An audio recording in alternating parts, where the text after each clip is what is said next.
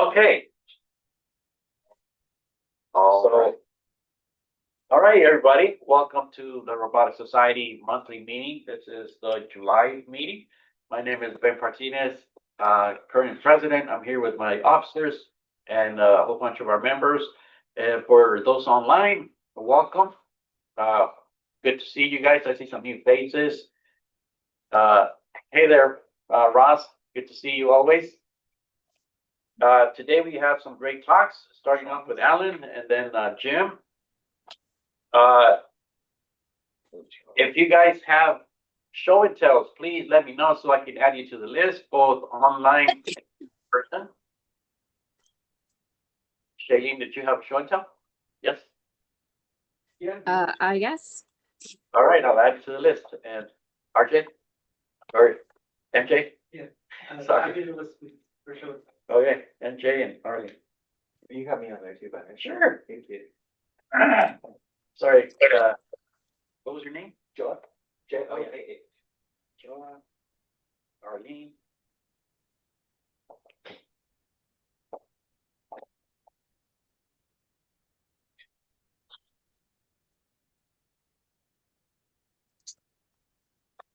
All right.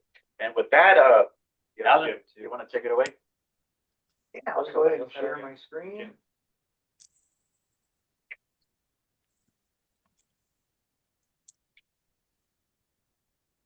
All right. So, this is part 2 of the Alfie refit, and it's really kind of a wrap. We'll go over a hodgepodge of engineering challenges that I went through on the way, and then he is hardware complete. I'm going through systems reintegration this month, and then really the only next hardware thing is when I rebuild the arms. So covered a lot of ground from when last we met. Just a really brief recap. The first time that he was built, this is looking at his underside, the base, and all the wiring. Because the WaveShare general driver boards that controlled so much of him were in the base, everything required a full wiring homework between the top of the robot and the bottom. And it was just challenging, but it worked, right? So we've got USB cables, we've got serial bus driver cables, we've got power cables up the wazoo. In the refit, I decided to do everything the right way and refactor it. So instead of having a whole bunch of home runs into the base, here's another quick view of that awesomeness during partial assembly. I said, well, let's look at it systematically. So I'm looking for my new wiring thing. Instead of having all these home runs to the base, let's put the control modules closer to where they are, right? So the serial bus driver modules are no longer in the base. Let's put a serial driver module on the arm, and we'll put one in the head. And so instead of running all these wires and cables, there is more or less one USB cable and one power cable to each arm and the head. The second bit of brilliance was, let's continue to connect everything over USB. And so there are 2 4-way USB splitters. When the AGX Orin is plugged in, there's 2 USB ports that face into the device. And let me see if I have a before and after. I might not have a before on this. But these are heavily hacked 1 to 4 USB hubs that are actually USB-A. But because they use standard wire colors and I'm pretty handy with a soldering iron, I leveraged my expertise with making custom USB cables to convert it to, it is a USB-C plug, but it is a USB 2.0 interface. So in the 12 pins for USB-C, they reserve data plus and data minus for legacy USB 2.0. So what that means is everything's sharing a USB 2.0 bus. I've already done the math. There's enough bandwidth for that. But So I stuffed one of these in the base, and it controls the mechanism drive controller we talked about last time, and a few other devices in the base. And then I modified a second one even shorter. And so the USB cable that goes up into the head goes into this. And then this splits off for the camera, the re-speaker mic array. And then one goes down to drive the back servo driver module. A question about that. When you usually when you split at a certain point, you have to add more power, and like with a powered hub. Is that you have that issue here? I mean, so far, knock on wood, I haven't. And you know all when the devices are low power. Ah. So actually the mic might be the highest power device on there, and we'll look back around to that in a second. But yeah, so far, knock on wood, I haven't busted the power budget or the bandwidth budget. Right. In other words, you can get away with it depending on your devices that you're plugging. Yes. Yeah. This is all knock on wood. This was a try and see if it works thing. Yeah, you may end up needing to get a powered hub or. Yeah, and I'm totally bummed I can't use full USB-C, but to be honest, every device on there is a USB 2.0, whether it has the C connector or not. Oh, it's all true. And so far this works. So we have two branches, top and bottom. Yeah.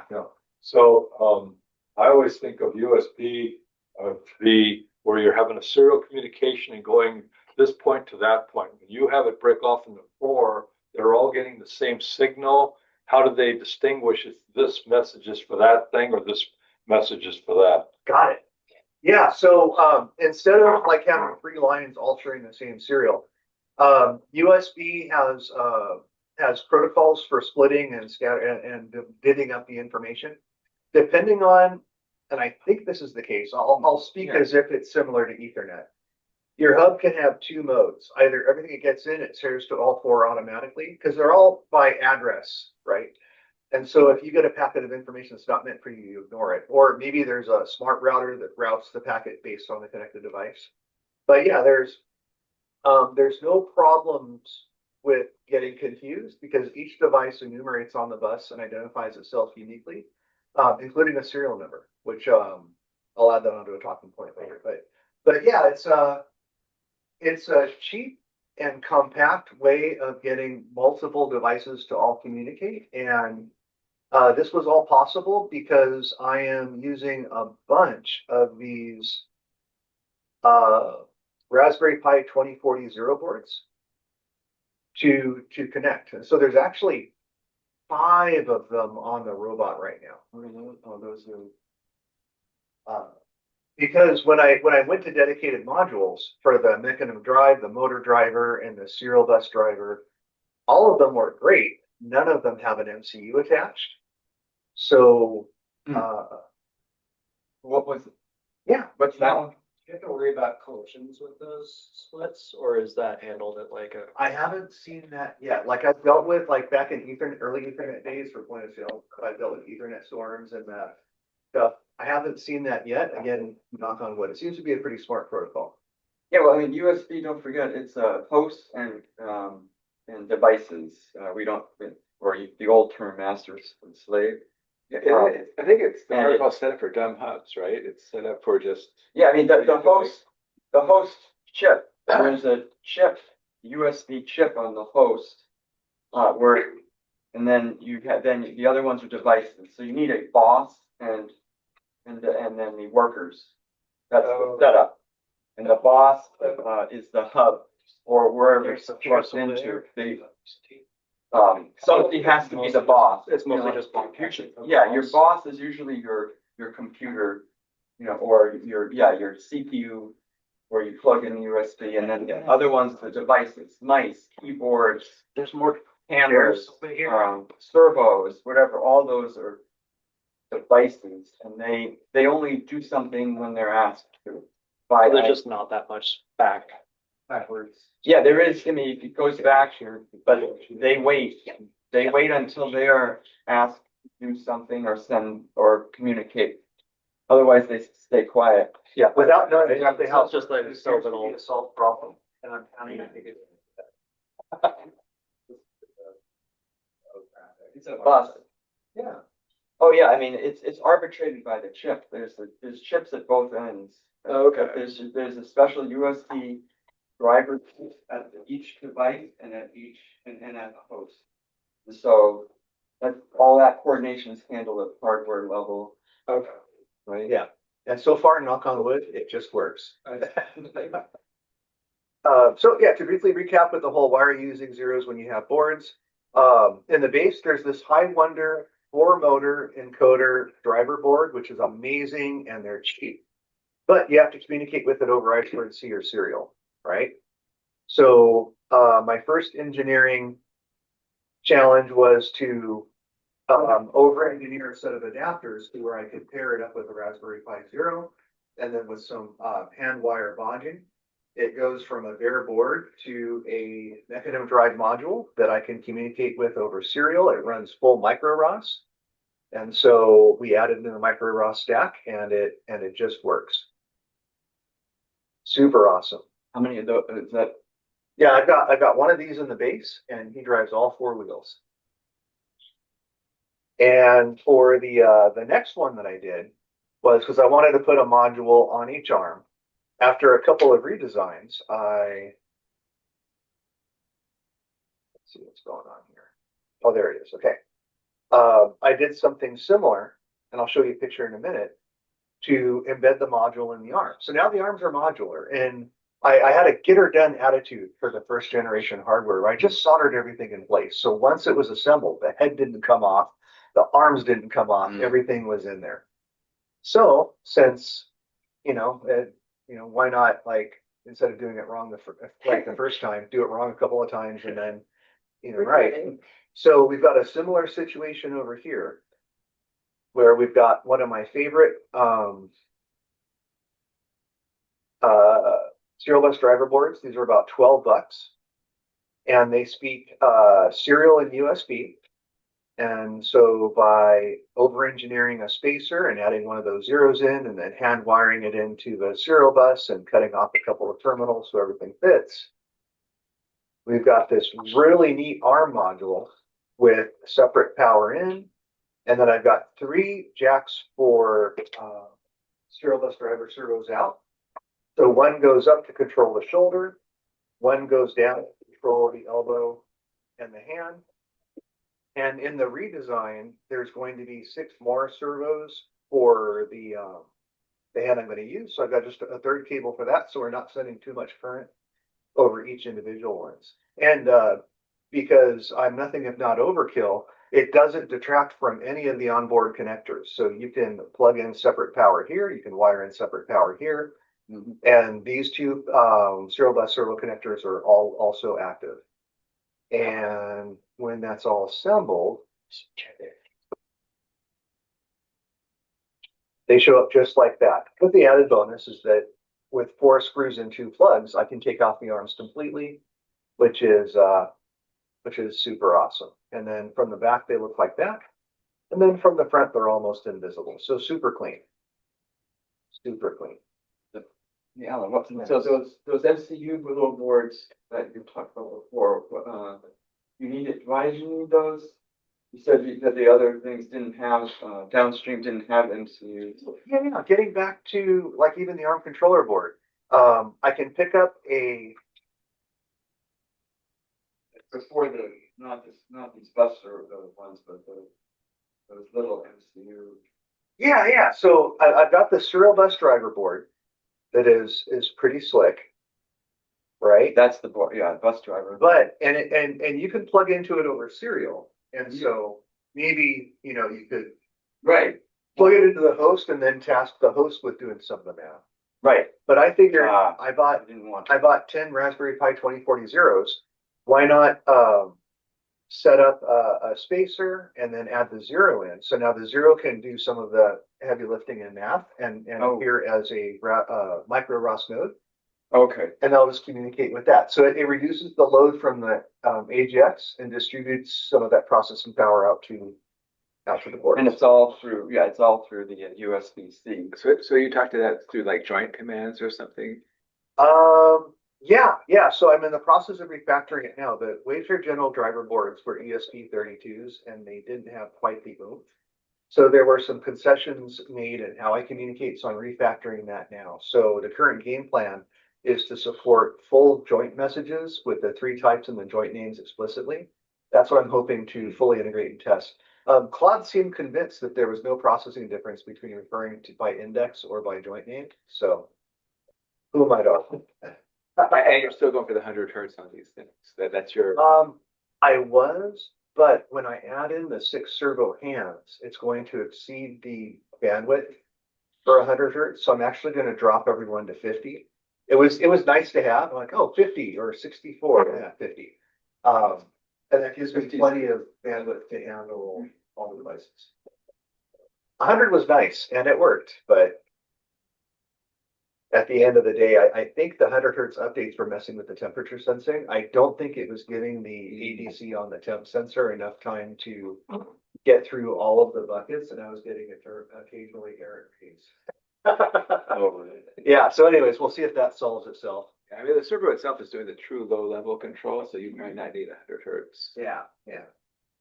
Right, it's just, you're just To give out position. when you need adjustments to like, for balance and. Right, but it's doing the acceleration, deceleration, it's locking the position, so it'll do that as fast as it can. As fast as you can, Yeah, right? so I got plenty of bandwidth. It's just a matter of the other. With serial over USB and on the USB 2.0 bus.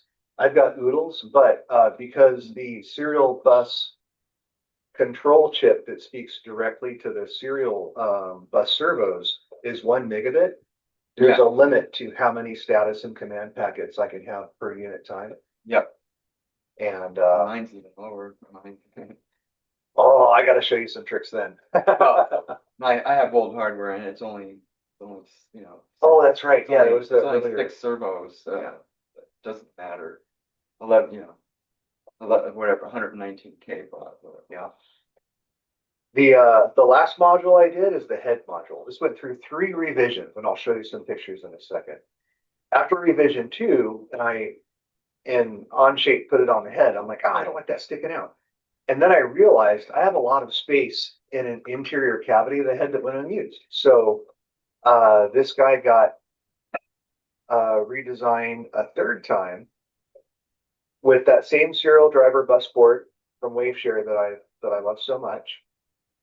External XT30, the Raspberry Pi 2040, and because the head module also drives the headlamps on the head, I figured out a way to mostly pin through a 2-channel stepper driver board to drive that. So all of these are done with a whole bunch of wires that just work. But when you get all this back together, it fits really nicely underneath the head right there. It's kind of hard to see because it's dark, but Use your mouse. Does it look? oh, it doesn't really show. It's on the left. Yeah, so this, for some reason, the mouse is showing. Oh, is it a weird spot? Let me get that mouse out of the way. So yeah, in the upper left, the module fits snug as a bug in the rug, doesn't interfere with any of the 3 axes, and it's out of the way and looks pretty awesome. So we've got our ARM controllers, our head controller, and our base controller all in. The last module was in a previous camera module, there was a built-in IMU. And for a couple of reasons, this is kind of important. Now, a lot of you have done experience with dead reckoning and odometry and stuff. My concern is a little more fundamental. He's top heavy and he's already fallen over 4 times. So I'm like, oh, I need an IMU. So let's spend a couple of bucks. I picked up a VMO 085 on Amazon. For those of you who suffered through IMUs, probably recognize it. But this is the nicer one that has built-in sensor fusion and all I2C. And so the next question was where to put it. So I wired in 5 30-gauge wires. Please don't judge me on the soldering. It works and there's no bridges. So we have power, ground, I squared C, data, and clock. And Claude recommended wiring in a reset. Because apparently occasionally these things just lock up. Not a problem. Fifth wire. Just send in a Yeah. one and it. Yeah. And so this guy, I found a spot to put him. Now it includes a compass, right? And compasses are awesome. It's also easy to interfere with them. So where do you put the IMU? I'm like, it has to go towards the top of the bot. I'm not putting it on the head, then I have to subtract out all of the head movements. But I had a little bit of space where the back servo was, underneath where the head attaches. I'm like, okay, so let's drill in a couple of holes. This space isn't ideal. I'm hearing that the aluminum frame won't interfere with the compass. The farther away that you can get from DC motors, the better. And in this gear motor, this is all planetary gearbox. The motor's back here. Not great, but maybe not the end of the world. And then the head pan serial bus servo is on top. And thank you. And there you go. Apparently the wiggling on is on here. So and so from a position perspective, this is perfect. It's as high as I can get. Now I should get a strong signal to know when I'm tipping, and then I can do something about it, right? That's the biggest thing. I just want to know if I'm about to tip. I don't know how I'm going to use that yet, but I'm tired of them falling over. But then the question is, will this motor mess up the compass, which would then mess up sensor fusion, as well as a servo motor on top? And the answer is, at this point, probably maybe. Yep.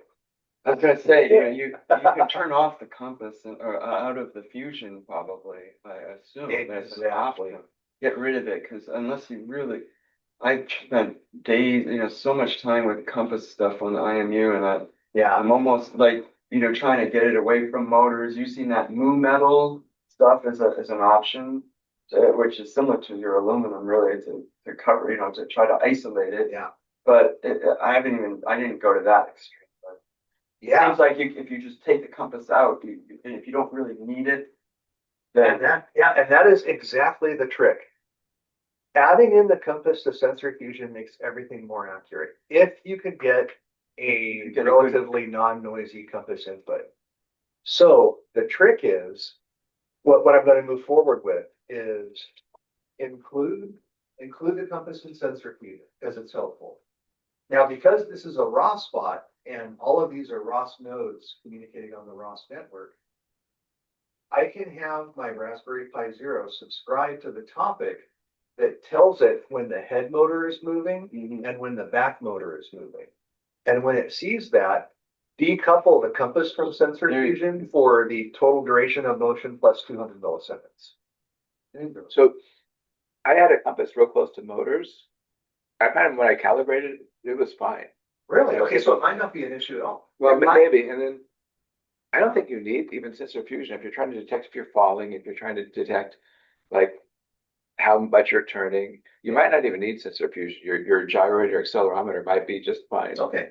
Yeah, and I did have a situation where I have a video on YouTube showing what happens when you put a compass near a motor. It went way off. When the motor turned on, it went way off. Yeah, no, it depends on the motor and it depends on how far. And yeah, it's because my 1 over squared, the distance squared. My little tank's got 2 big motors in it, and I run them pretty hard. I don't know. It depends on your, there's factors involved. It's a dynamic system. You have to examine yours, and it depends on which the IMU, like 9250, the old one I was using, maybe more prone, or but common practices, your mileage will vary. Yeah. So the best laid plans, right? Like we can, and I've made a best guess at what I think it would be. Get in there, integrate it, run some tests, check the effects, right? Yeah, run the motors, see what. But so I'm pretty hopeful that this will give me all the information I need. And the current game plan is just decouple compass from sensor fusion for the duration of the motor movements. Now that's for explicit movements. I'm again hoping that steady state, like probably the back motor's turned off. It is pretty strong. So when we're not in motion, we'll be okay. And that wouldn't capture errant corrections that were done outside of, motion commands. But I'm hopeful. I'm cautiously optimistic. You probably do something like a hot glue gun thing, try it here, move it around. For sure. If you're in use of magnetic field, that's what the compass is looking at. It's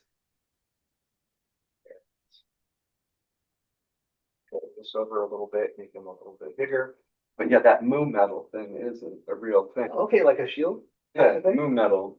I was told about it. I haven't tried it myself, but you can see it online. Yeah, I'll let you know. This definitely isn't the last talk about Alfie, so I'm sure we'll at some point he'll actually be turned on and working if we start talking about that. I feel like we're pretty close. Ferromagnetic alloy. So the other cool thing that I did, and this has been on my radar for a very long time, but it was hard to order because it was new, is they have a new version of that directional speaker. And this one is supposed to be super awesome. Oh, is this the next? Yeah. So it's got AI, it's got noise canceling. It's got all this super awesome stuff on it. So, naturally, let's upgrade to it. And it's actually cheaper than the previous one. Oh, sorry, I'm looking for something with specs. Cheaper than my old than the previous one. Yeah. V2. Yeah, so audio processing, AAC, beamforming, noise suppression. It's got all the things that you would want in a mobile robot. And for those of us that have suffered through ASR and speech-to-speech and real-life environments, I'm like, hey, you talk a strong talk. Let's see what you got. So that came in, and turns out it was a lot bigger than the previous one. So there had to be a little bit of arrangement, but it's in. It was plugged in, and we're looking really good. Is that like under 100? Yeah, I think it was like 65 or 70. Same so price. Not cheap, but Same as I remember the spending speaker more on the 2. previous one. Yeah. V2 is not much different, but it's bigger. But Danny showed me that there are alternatives to wrapping the wires. We got some nice wire wraps in. And while this isn't finished, it's pretty close and it almost looks store-bought, almost. So everything's wired in. He powered up. Nothing burned out. No magic smoke. We were looking good. Except every once in a while, after I got him plugged in and working and the Ajax on device, he would just drop off the Wi-Fi number. And it was a hard block. The Wi-Fi never came back. No response over the debug serial port. And so Claude and I started going through all the different things it could possibly be. Including things like power delivery. Like the wisdom of the crowd and hard fought experience is that you want separate power rails for your computer versus your motors, right? Now, I routinely violate that, but now it's back on the table. It's just locking up. What's going on? And so, Claude and I are working through it, and every time Claude has an idea, I'm like, well, no, it's locking up when it's idle, right? It's locking up when there's no motors in use. There's no power demand. And he's forming some hypotheses like, oh, your 30 amp buck down converter may be over provisioned and the idle draw current may not be sufficient to keep it powered up. Like all kinds of really creative hypotheses, right? And so we're going through and we're trying to figure out, because there's no hint. I have a debug serial port, like I don't have keyboard and mouse attached, and then there's Wi-Fi. The symptom is the Wi-Fi drops out, he doesn't reboot, he doesn't respond to new connections, and the debug serial port is dead. Like it's a hard lock. And it's like, oh, I'm thinking, well, maybe he's going to sleep. So let's make sure we turn off all of the Ubuntu 2204 power settings. He's a robot, he needs to be on 24/7, right? And then he's like, oh, Jetson has a low power and Jetson clocks mode. Turn on Jetson clocks mode, no effect. And he's like, well, let's reduce the power budget. Let's turn it from max in to 30 watt to 15 watt. No effect. Because as I mentioned, he's locking up when he's idle. The only CPU activity is because I'm running VS Code on there, and sometimes that'll occasionally take a core up because I'm running VS Code through SSH on device. And we're finally like, oh, and I'm like, well, we never had this problem when he was powered off of his USB power brick. And he's like, oh, well, why don't you try plugging it back into there and seeing if this is a new problem, or you introduced something by doing something dumb by plugging it in over here. So plugged in USB-C, rock solid. And I'm like, well, now it's that's awesome. I actually plug it in using the barrel connector because there's an option on the dev kit for shadowing. And so Claude with Opus 4.8, which I love working with, starts doing internet research looking for barrel connector power, and he stumbles upon Unreliable DC jack. this effing guy. I am intentionally holding my tongue because this made me mad. Oh, really? It did. And so last year, I mean, not mad at Claude or mad at this guy, but it turns out they use a really goofy barrel jack on the Orin AGX. 5x5 x 2.5 are typically 11 millimeters long. Yeah. Oh, it's the length, not the.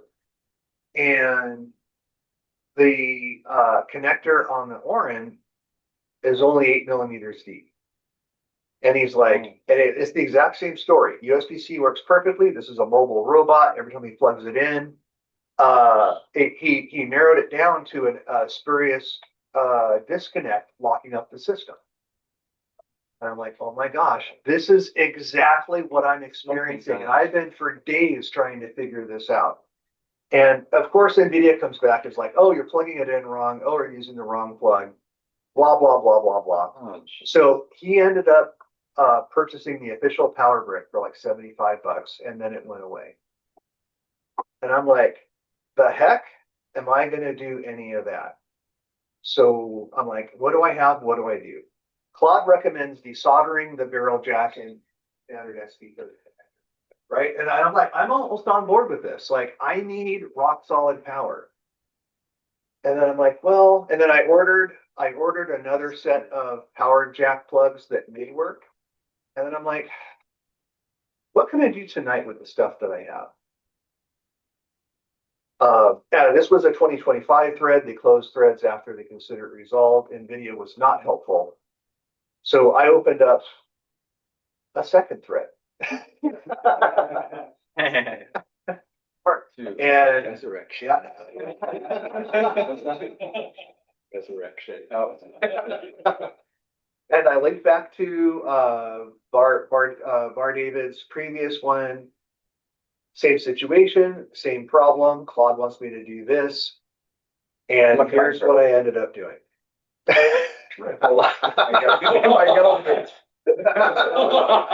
was going to show you suggest that. Too long, just make it short. Oh, shit. You Dremel. I love it. So I'm like, Dremel off the last 3 millimeters, thoroughly clean all metal shavings, use a voltmeter to make sure you didn't actually cause a short. Take a pair of pliers and not so gently squeeze the barrel jack to deform it, and then plug it in and move a few times to make sure you have a good grip. Does it work? Yes. Is it slightly ingenious? Yes. Is it slightly stupid and also dangerous? Also possible. I mean, so the main problem was their socket was not. Yeah, it's too short. So it's jiggly.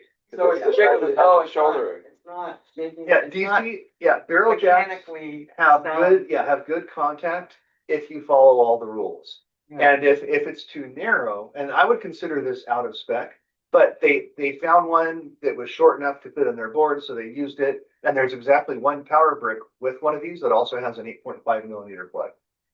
Can you buy the smaller version of the barrel connector? I saw some out of country, and I ordered some Okay. from Amazon that I thought would work, but then I had to wait a whole day for them to arrive, so I did this. I know, I get like that too. And so, yeah, literally that. Dremel it off, check for shorts, gently, or not so gently squeeze it. Turns out these are pretty strong. Deform it so you have better contact inside and out. So inside, you'll have better contact laterally here. And then on the outside, because of the bulge, you have better contact laterally top to bottom.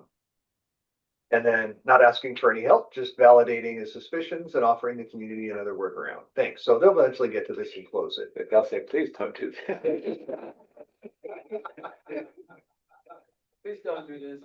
Price is $2,000. Barrel is 1 cent. Exactly. And that's just, it's the bad thing is like, if you're going to support a 5x5 by 2.5 barrel jack, you need to support the full spec.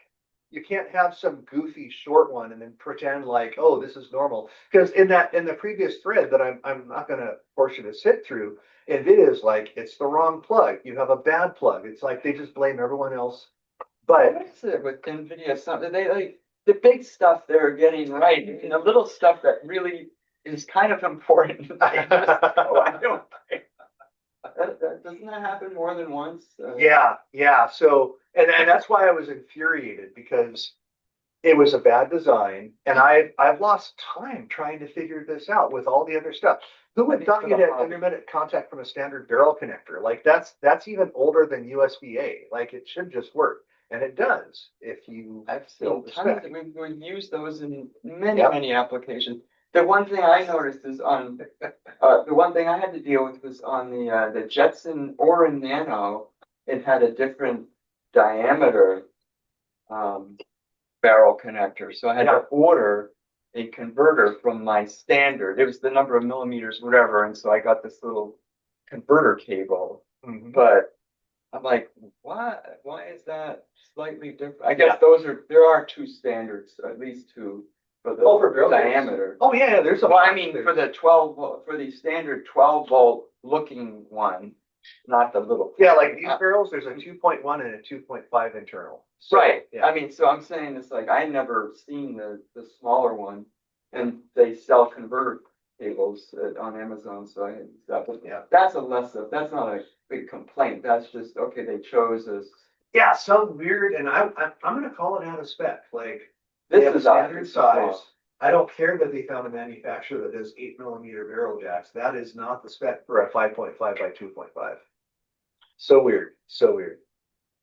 That was a story of tragedy that ended up working out with a little bit of ingenuity and careful checking with a voltmeter, continuity meter. But you're going to replace it with the ones you bought? No, I was going to keep it. Yeah, still ever unplug. You probably don't unplug this very Oh yeah, once it's inserted, it's plugged. I've got a good grip. unless you're just Yeah, honestly, what's wrong with that? It's solid, right? Yeah. something, I guess. Yeah. Unless you. It doesn't have the chamfer to plug it in easier, but Yeah, when you Oh, the look at the chain. barrel jack, everything works out. And from looking at it, it doesn't appear to be the weight of any weight for me to really screw it up, which is most important. But yeah, ghetto fabulous. Yeah, $2,000 orange powered by a Dremel power jack. yeah, I noticed with barrels, like I did it for the Christmas lights, they get real hot with, more than a couple of amps with them. Have you touched it to see if it? I haven't, but he also hasn't been No running at capacity. But I checked the gauge of the wire, and I'm just assuming barrel jack spec allows 5 amps, 12 volts. It probably does, but I just noticed it gets warm. 12 volt, like 2 amp No, like 5 amps. or 5 amp. Oh, yeah. Well, that thing can. Yeah, maxing on AGX with full boost is 5.7, I think. But you're Alright. considering sustain, like that is the GPU running full tilt, thinking full time and everything else. Which isn't And going to it's be not lifetime that's gonna be real. worse. Yeah.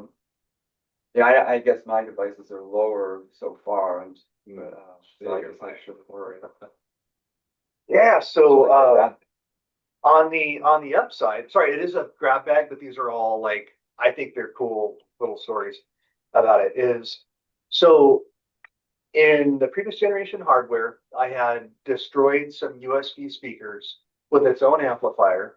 And then I have a USB to DIN jack USB card to drive it. And that all kind of fit in the base.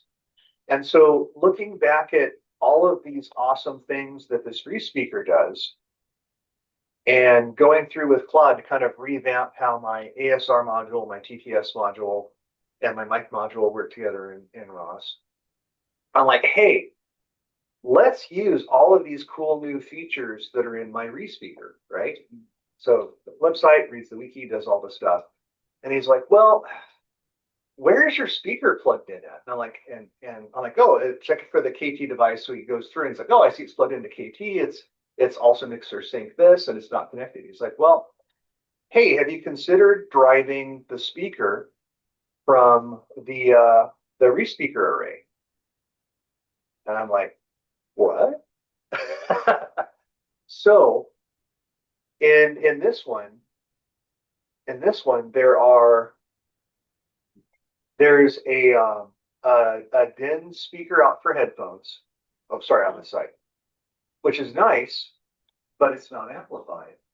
And in the bare board, they have a JST connector with a 5-watt amplifier. Wow. That's exactly I said. Wow. So, and so if I drive the speaker from this device, I get the automatic echo cancellation, I get barge in, because the same device with the mic and the AI is also driving the speaker. So a bunch of stuff that you struggle with speech-to-speech agents is almost magically solved from driving it through here. So what do I have to do? The first thing I have to do is figure out how to get the top cover off, which wasn't so hard. There's our JST 2.0 XH 2-pin connector. Luckily, I have a whole box of these. I have boxes of lots of stuff. It's been a long project. And so with a little bit of Danny's help with careful crimping, we will carry that out. And drilling a hole in the side, that was a little nerve-wracking. We have a mating adapter outside. And then I can pull out my USB audio driver and the amplifier from the base. So there's a little bit less stuff out there. And then with a little nylon weed whacker cable to help me ferret a two connector cable from the head back down to the base, and a little bit of rewiring. The head mounted mic drives the 5-watt speaker in the base, and we can start taking advantage of all that awesome AI noise cancellation, speaker direction, barge in, because you have one device and the integrated AI that can handle it both. So that part was super awesome. So, yeah, on that, you mean, what is the, not following the full advantage of driving this?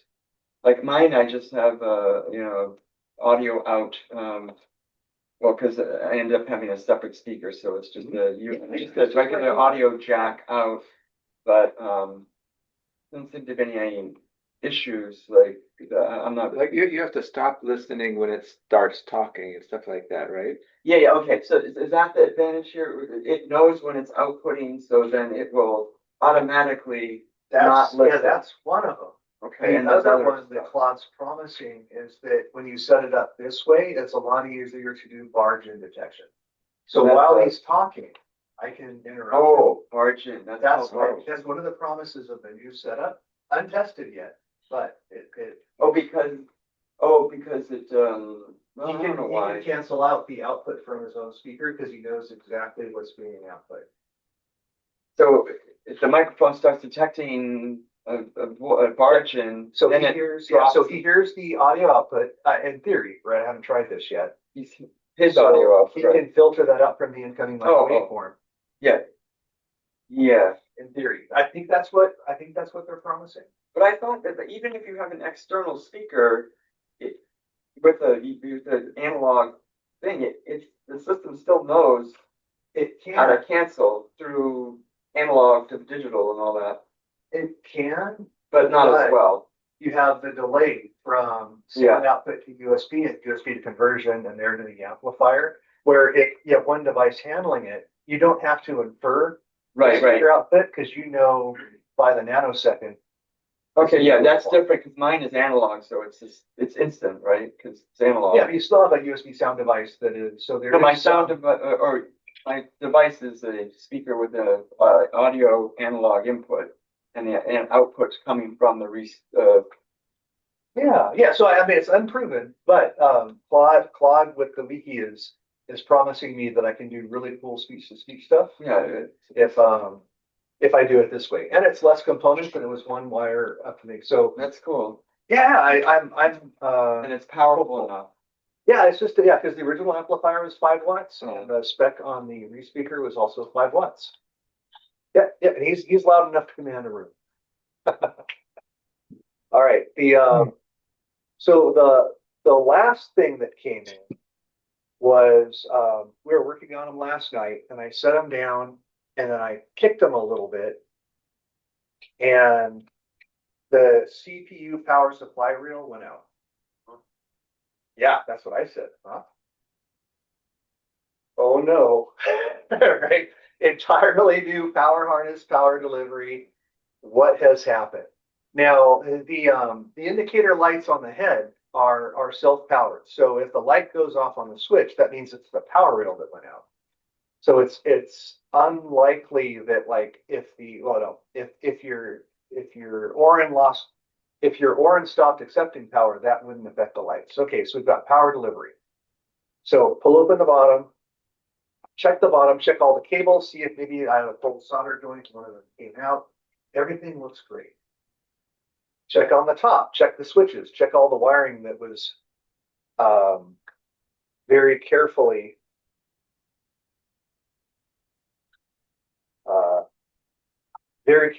crammed in there. Everything looks good, no cold solder joints, everything's plugged in, the ground lead, we're good. All right, let's check one more thing. Carefully crammed up in here are a pair of fuses. He's actually fused out 3 different ways. I got this from Sergey. He's told me on multiple occasions how things get exciting. And when someone smart tells you something important, you listen, all right? So I hope so. If he is, and if not, I have no problem saying it to his face. He's smart and wise. So actually I have a fuse at power input for the e-bike battery, right? So right at the beginning.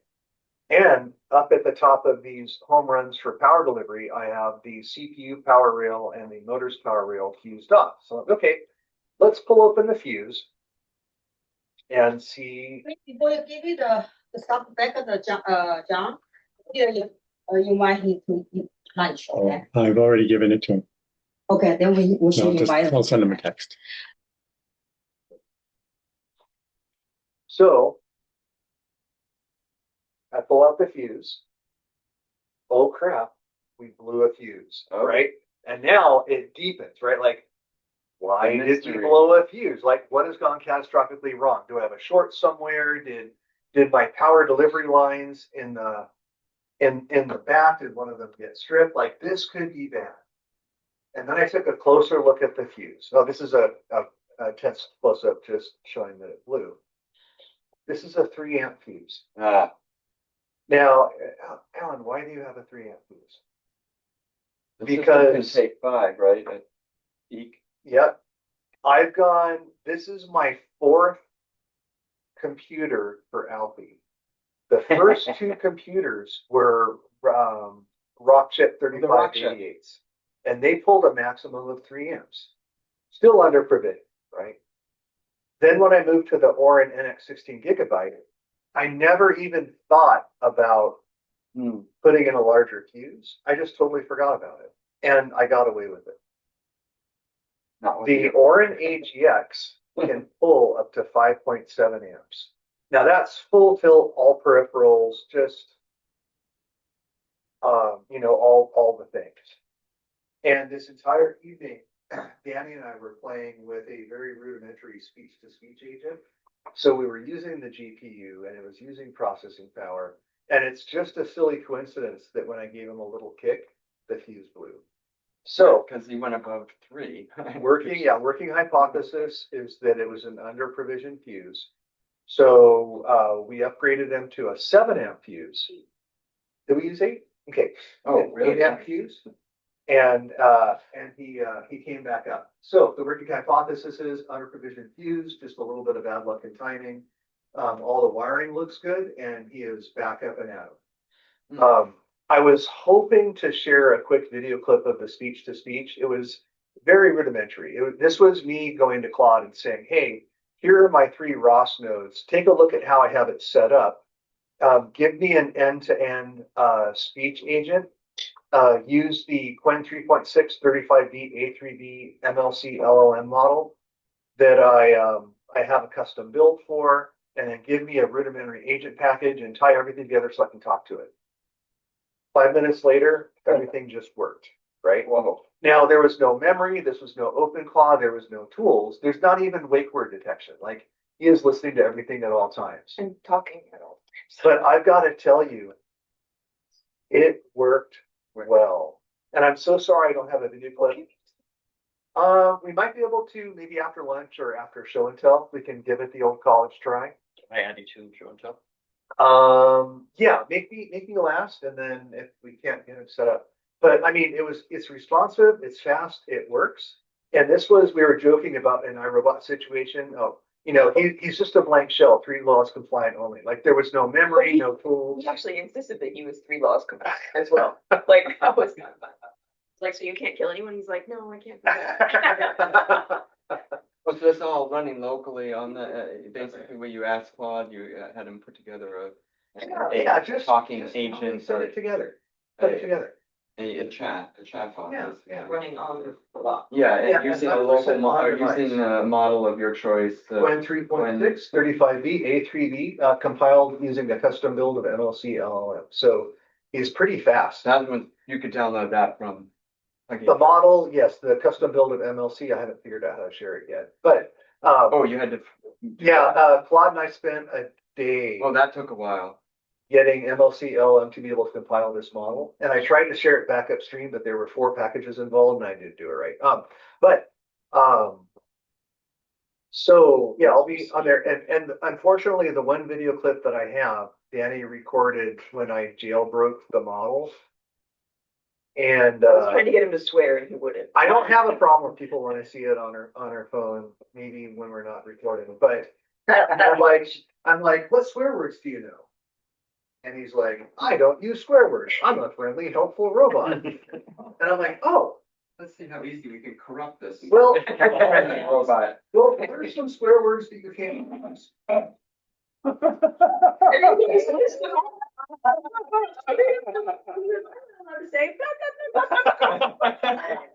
Sounds like the George Carlin thing. These are the 7 words you can't say on TV. Yeah. So, you know, what happens next is full systems integration, recreating the raw stack based on, you know, the new, how everything's laid out that works. And so troubleshooting, baking in all the OpenClaw stuff into my raw agent. And this model I'm using is only a little bit less smart than the one that I use for Lloyd, and he's all on device. The only challenge is, I didn't notice this until yesterday, is the amount of memory it takes resident to run this model on my 64 gigabyte Orin. He sucks up about 38 gigabytes. Wow. And it kind of makes sense, but it kind of like when you get into context and other stuff and the Mamba overhead and stuff. But I just want to make sure there's enough room on the device for the full group model. So while I'm hopeful I'll be able to keep them, I'm also kind of a backup plan to maybe move to a smaller model because Groot's the main attraction on this, right? And that 3 billion parameter Groot model that I would have bet you lunch would fit on my Orin NX with 16 gigabytes. When you add in all the memory requirements, takes almost 20. Like I got it down to 14 by doing a whole bunch of really bad things to the stack. So so far it runs. And during show and tell, if we can get them up and running, we'll play with them a little bit. There's no wake words, so he's a little bit chatty. But yeah, as long as he's fit, everything will be on the device. ASR, speech recognition, speech synthesis, the wake word, a really performant model, a full agent framework with tools and memory and all the things, and Groot and 1.7 to hopefully help me take up the trash in a few months. I'm sorry, take out the trash context. He's never going to be able, he's not useful in the house. So yeah, all great progress.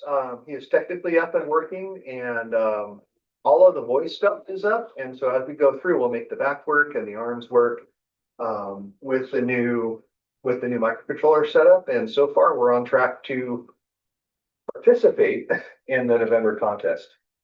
Will he work? He'll do something. So we'll see. All right. Thanks. Yeah. Thanks, everyone. Thank you, Alex. Okay, let's take 10 minutes to stretch out and do whatever you need to do, and then we continue with Jim. For all the new faces, welcome. It's always good to see new young faces in the group. So welcome, you guys. Again, for those that have show and tells, let me know. So far, I have MJ, Jola, Sheylene, and Alan. Did I miss anybody? See a big robot over there. So you got to do that. I think we're gonna show and tell them. No, I'm kidding. We can't force it. That for the camping yet? Very. I forget his name. He's been here several times. No, he comes here live. The robot or the person? If the robot had a name, I would. Or dog. Yeah. If you're a dog or a robot, I'll remember your name. I finally memorized the names of all 5 of our interns. Oh, it took me a little bit. Because I'm working with 4 of them this year. Yeah, I know what. Oh, Tobias is the. Oh, that's easy. Oh yeah, he's the only. Actually, there's 2 dudes. There's Joel and Tobias, right? Okay. And then EF, Sinviva, and Anvi. See, those are hard because I can't say like. Here's a person I know with the same name, and so it's hard. Yeah, a couple of Zoom meetings, and because I gave them the talk about leaving your camera on, so I can start memorizing. I noticed that, like in a big meeting, that the interns had their cameras. I'm like, what? Yeah. No, it's good, but like I had mine off on that one, so I can follow. Yeah, I'll need to let them off it a little bit. So I think even Rich, because I get to talk to Rich, and Rich still does it too. It's not bad. They don't mind. They should do it. Yeah, it's not bad. It's GoFest today. Wasn't going to, I was just gonna test that out for the pick up the cans thing. Maybe he called, otherwise you're not, yeah, he has like super shields or whatever that you're gonna use with your makers. Somebody invited me today. Canada. So I was able to get the link. It's weird. It's 7,500 mega energy to evolve. So it's not, normally they're 400, right? I'll never ever do it. How much? But it comes with at mega level 3 and ready to evolve. So it was okay. Yeah. Okay, so I'll just wait till someone fight for them. What is this? Yeah, it came like this. It's on 3 already. Oh, okay. Yeah, it's got mega. Oh, that's if you want to. Oh, that's the regular. So you still. Yeah. I need this and not get funded why. And so did you even wire or stack? Hey guys, get donuts if you You guys have a want one donuts. Y and there's one X. Oh, is this the one? Yeah, this is X and here is Y. Yeah, that's Alfie. Alfie, okay, yeah. So. Yeah, he's always down. Mega X. Gotcha. So probably only gonna get mega X. I said tomorrow it's. And you said you're very cool. Yes, in November, we have a competition called Take Out the Trash. Where Like all the different rates, so get the two chromosomes into station. Pick up multiple cans. Anyways, I And still place need, them either I still need square or. 130 more. So I believe, you know. The crown. You know, I noticed they were around, but I didn't realize that was happening. For very good reason, but I'm hopeful that The this will school usually has, so 5 people on. I didn't look at one, but I can't do it right now. I'm just hoping one of my friends invites That me. you're building this robot. What did you have in mind? You look like campfire. I wanted to know, Like schedules things. But you have to like in a Low-Power somehow robot. get their So I friend. call my favorite Low-Power robot. Oh, how's it Is going? anybody sitting there? Humanoid. So, Oh, yeah, I've never done all that. I'm thinking about it. I'm And it looks like it's something to buy my time until I get indebted. To buy humanoid. Probably next year, maybe have a bunch of consoles. And until then, this keeps me. I'm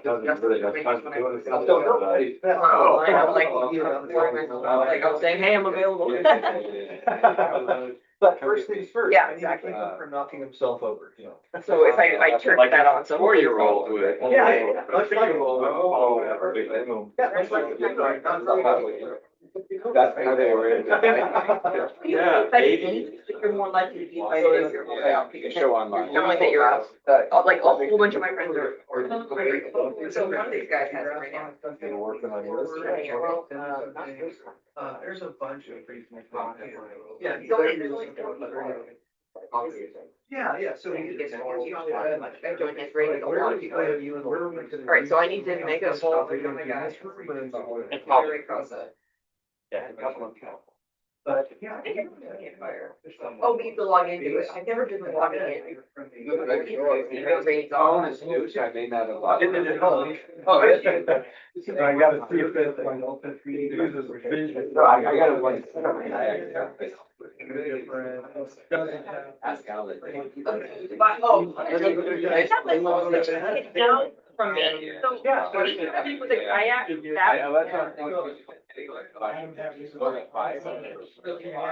there now. Cause I live like 4 miles from Dana Point Harbor, so like. That they get involved in the lobby. I was saying, we have 11 people and 11 acres. Someone invited us. One of my. Yeah, there's.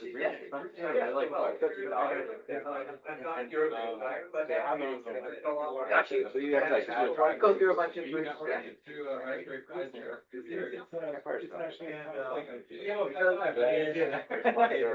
it's underpowered. You don't have enough memory stuff I was trying to do yesterday. I just got the 1 gig. Oh, yeah. Anything with My sister played. I was with my. Oh, yeah, sort of my. Yeah. A little bit about hard ever.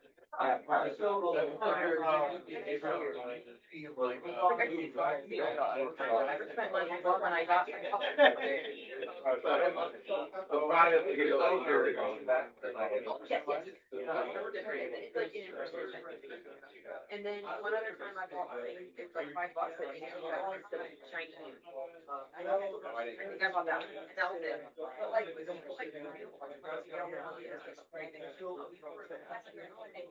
I got a lot. Like, so I need this, that way, passes, like,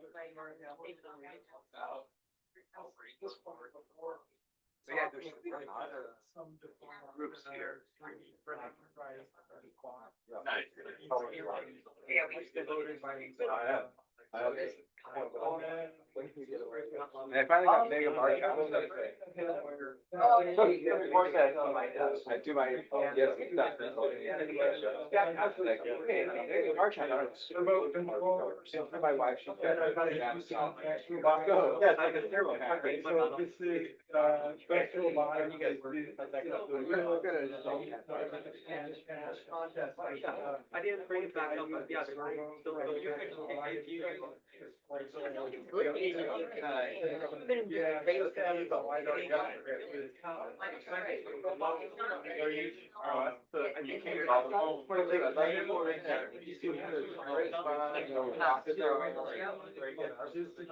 So I got 150 of those. Yeah, but it doesn't matter. So you can already, he's already ready to. He's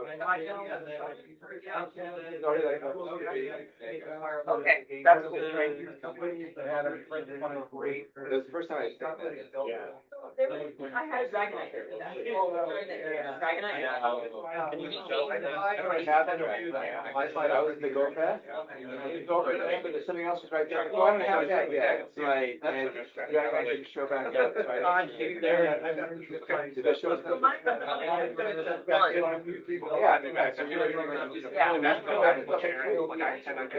Maybe it was a different event. It wasn't today. Yeah, good.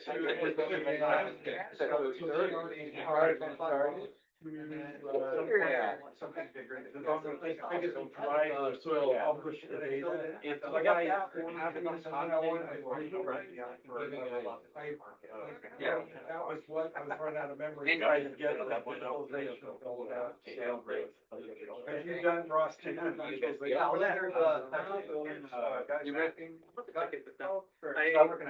Working on the other one. Oh, really? That's what I'm saying. They're good at fake like functionality. But if you guys want to. Well, here, yeah, you get down, build up from your own ground up, take your own model. Yeah. Turning up road training. We're not more. It's driving a smart car up to Pennsylvania. Bike ride, because I love bike.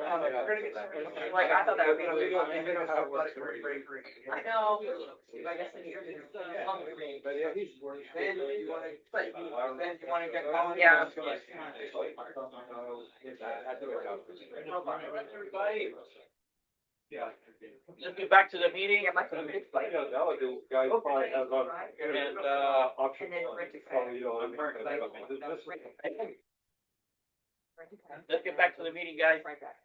Jim, you ready? Yeah, I'm ready. All right, go back. Hi, so, today, I'm going to give a talk about, the voice recognition and, WakeWord, type technology that I have on Big Orange, and, how I had to recently, rebuild the WakeWord, module because of the free one I was using called Pico Voice Porcupine went commercial and just pulled hobby support from underneath after I was down a month rewiring Orange and then came back up and it's gone. And now, so I'll talk about that and then talk about a little bit of the history of voice recognition with Big Orange. Big Orange was from the beginning was designed as a home assistant robot, voice controlled. That is sort of the inspiration, and that's what's really important. Everything I do with Orange must have a voice command to do it, and so and also Big Orange is a low power robot with low power CPU and brains, and so that makes part of the restriction on what kind of voice recognition models / WakeWord recognition that I want to use, because I'm not gonna put on an AGX NVIDIA AGX or NGX. It's AGX. I can't fit these larger ones. I do have an Jetson Nano, Orin Nano, but that's used for vision related AI, not the audio.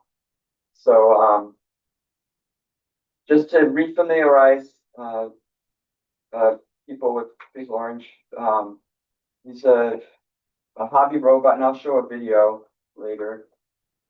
He has his main CPU is a Latte Panda, and that's got no real GPU. It's got an integrated GPU, and it's only got 8 gig, and it runs generally on 10 to 15 watts of power.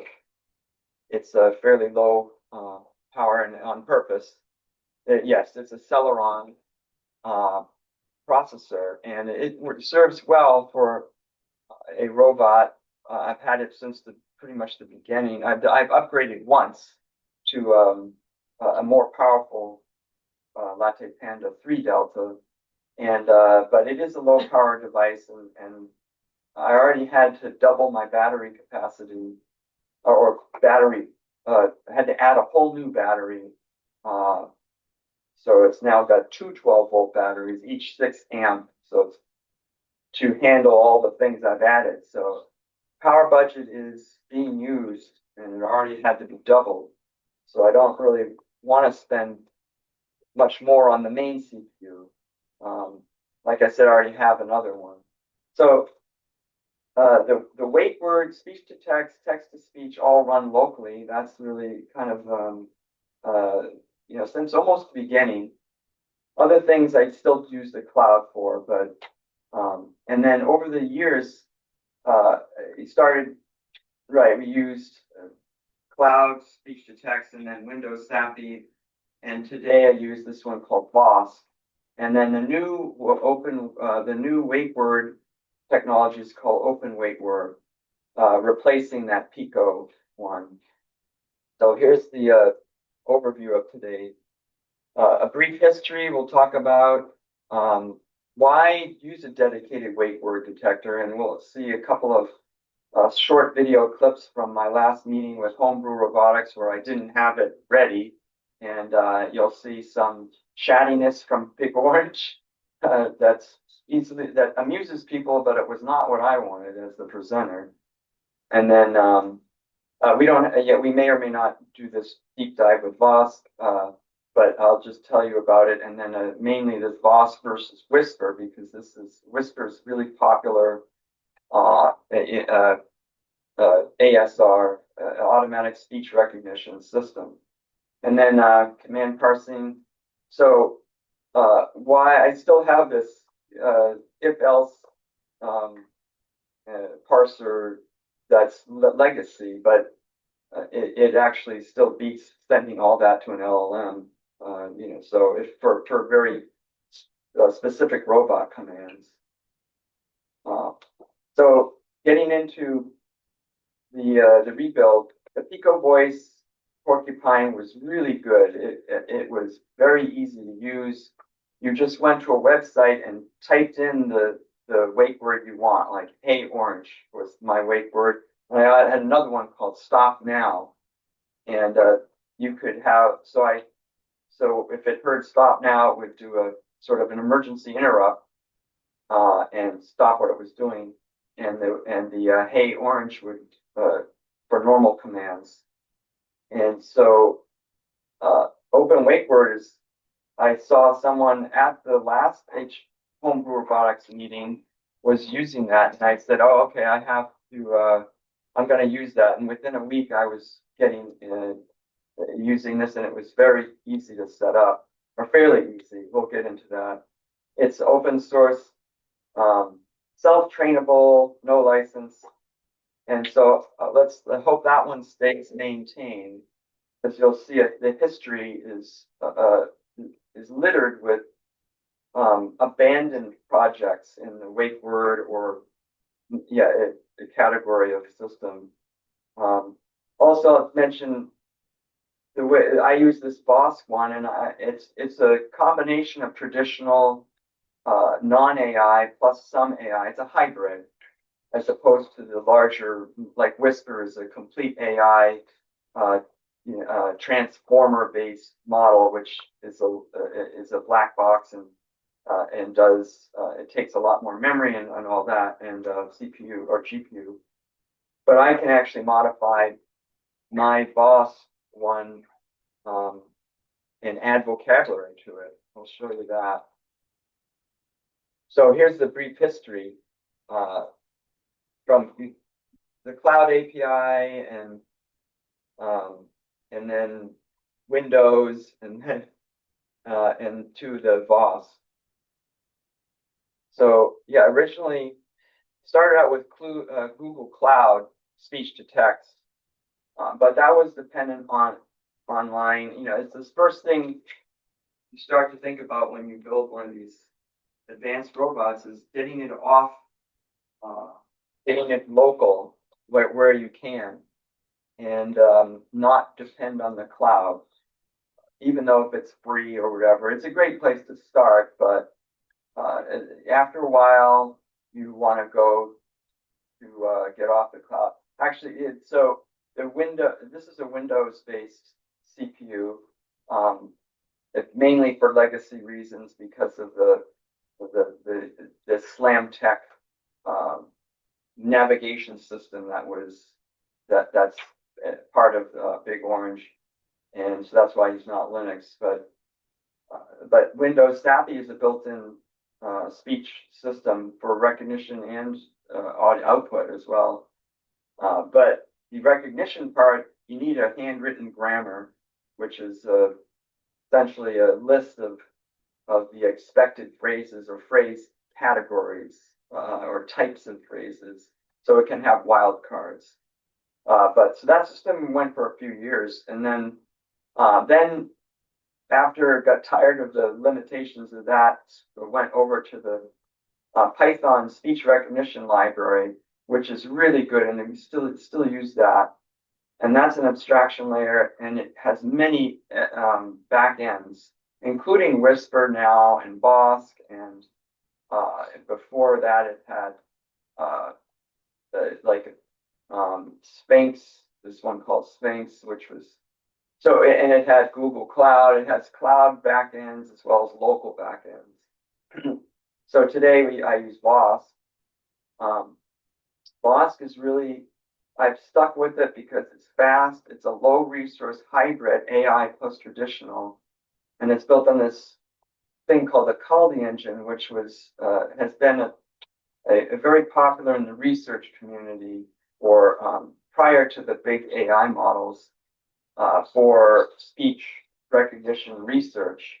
And the Vosk is a lighter weight, more practical implementation built on top of Kaldi, the Kaldi engine.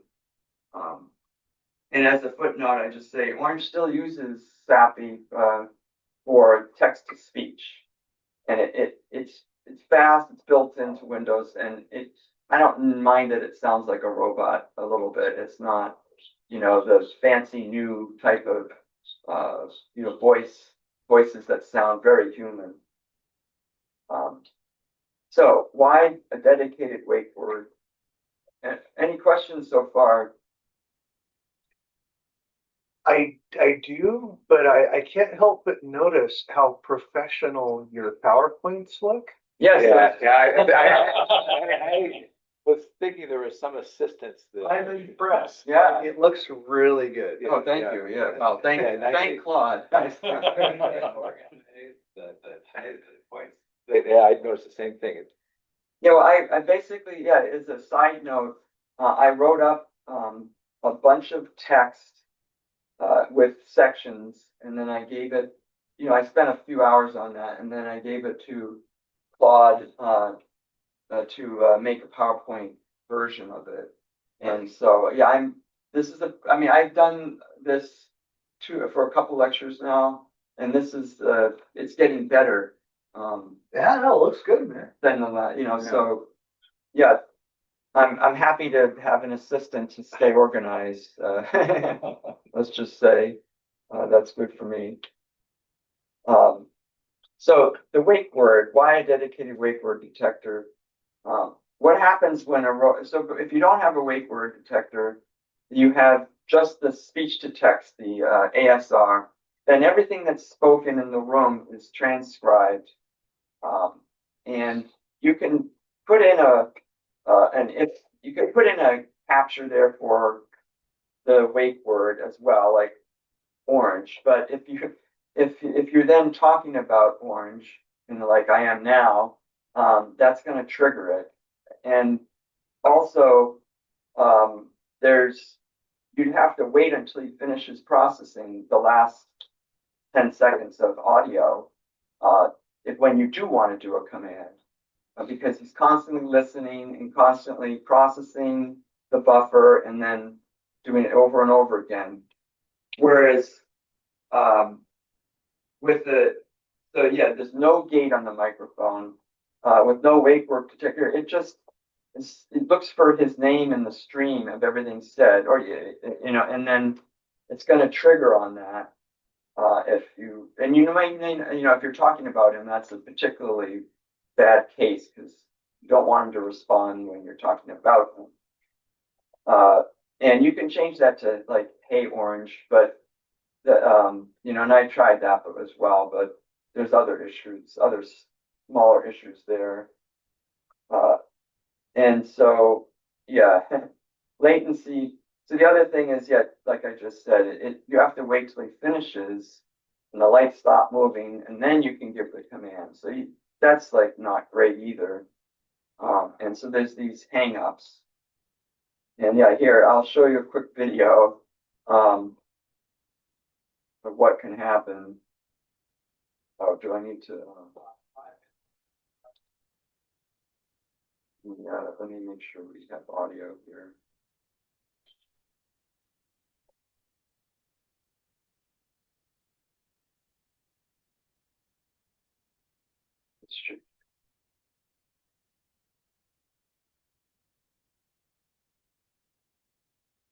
And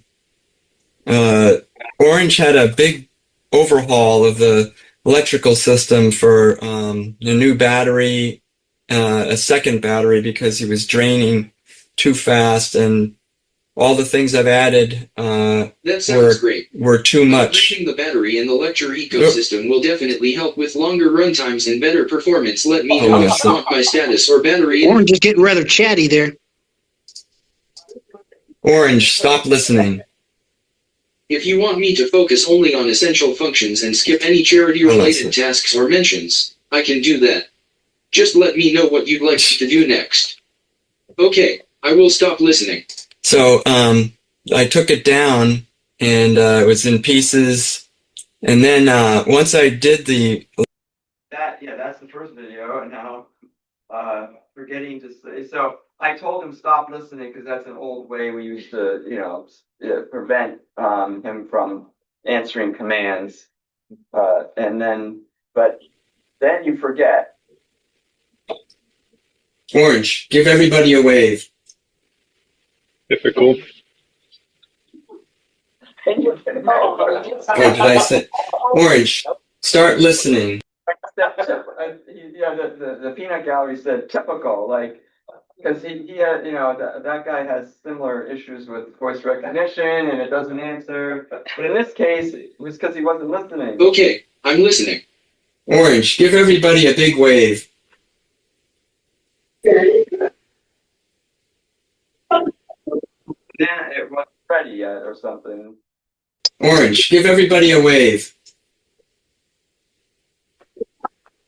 I'm going to wave my arm and greet everyone. Okay. Yay! That's an.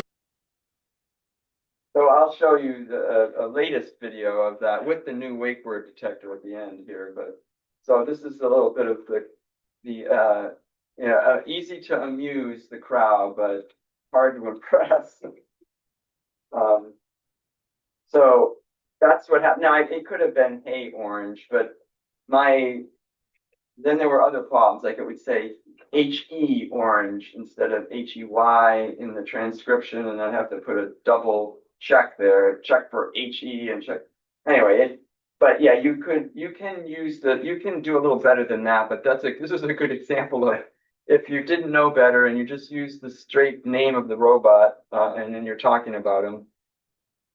Then you get that. So here's the journey then of the WakeWord journey, right? That I started with. I started with this recurrent neural network trained by hand. Yeah, I'm not sure what that's talking about, but so here's the first one I used was Micron Precise, and that one it's available. It's a free downloadable. And it's a recurrent neural network, which means it essentially it's good at understanding sequences of sound over time, but you have to train it, not just on your own voice, on whatever voices you want. So I did my own. So this took time, this was a little mini project for a month or something where I recorded myself saying, "Hey Orange," in different timbres and tonations, and of course, I got creative with it, like, "Hey Orange, hey Orange," use my comedy voice or whatever in accents, and then I did some minimal synthetic voice generation because back then it was a little more not as common, but they also downloaded 100,000. It was easy to download these corpuses of sounds that are not the wake word. But it took significant setup effort, and then the training was fairly quick, but it just took a bit of effort with all this stuff. And then it did work pretty well, but it went obsolete. Stuck on older TensorFlow-like Python versions that blocked upgrades, and I needed to upgrade to a new Python and at least 3.9. We're talking about, this was really old, 3.7 or something. And the TensorFlow wouldn't carry over, and so I'm only in 3.9 now, but that at least got me for the into the advanced AI like Lang graph and all that, which I absolutely required to want to move on. So the next one was quickly available. I found on the internet, Pico Voice Porcupine, and well, yeah, it was sort of a gold standard. It had offline processing, high accuracy, strong performance on small single board computers, and a simple web console to train custom phrases. So this was a dreamboat thing. Of course, all dreams you have to wake up, I guess, but they commercialized it like on a dime, or stopped on a dime one month, just a few months ago, really, I think. And so they got rid of the hobbyists, just pulled the plug. I think it got bought or something. I didn't look deeply into the business, what had happened. So then I needed to get into OpenWakeWord. So then OpenWakeWord, I saw someone demoing it at the meeting, homebrew meeting last month. And so then I said, okay, let's go for that. And so OpenWakeWord is this, it's a feature extractor plus a small trained model for each wake phrase. And this came from Google, and so it's a pretty easy to use and pretty easy to train, and it can be trained on almost all synthetic. You don't have to record anything. I had my old 5400 recordings, so I thought, let's try to use them. And I asked Claude to help me, and it thought I had said that this was a single person use robot, or actually, I didn't say that. I just said, it was misinterpreting, and it took my recordings and multiplied them by 10, essentially used them 10 times over the, weighted 10 times over the general downloadable or the synthesized ones. And then it made a model. I'm like, before I even tried it, I said, you did that wrong. This is a multi-use robot. I want a multi-person. I want everybody to be able to talk to it. So it brought mine down to 1x. I figured, okay, you can throw in my voice as just one time, 1x of those 400, and use the other 50,000,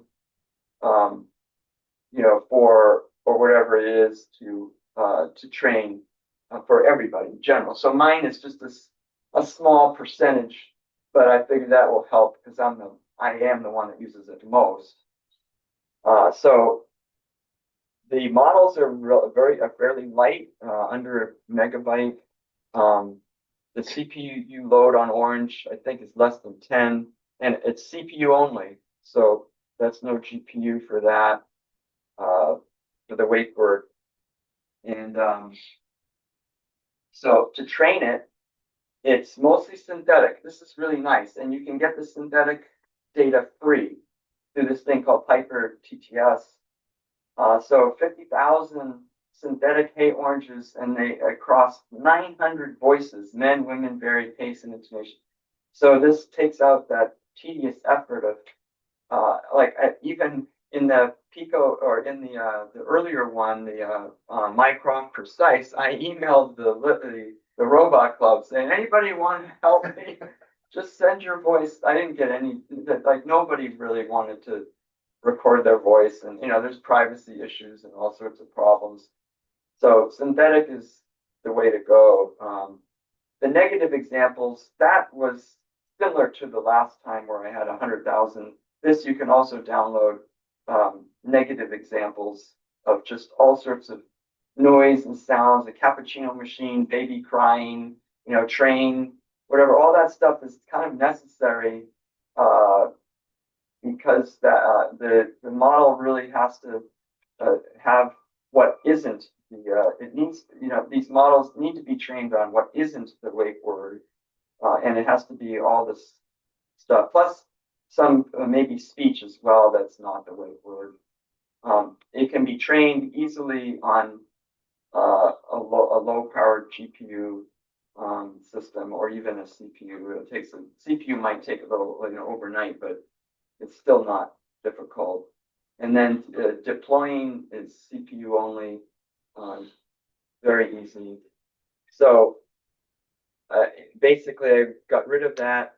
I got rid of the one that's desupported, and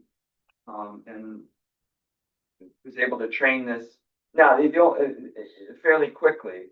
But there was a caveat, and that's this: is that there's this. This is a new term to me, but bit rot.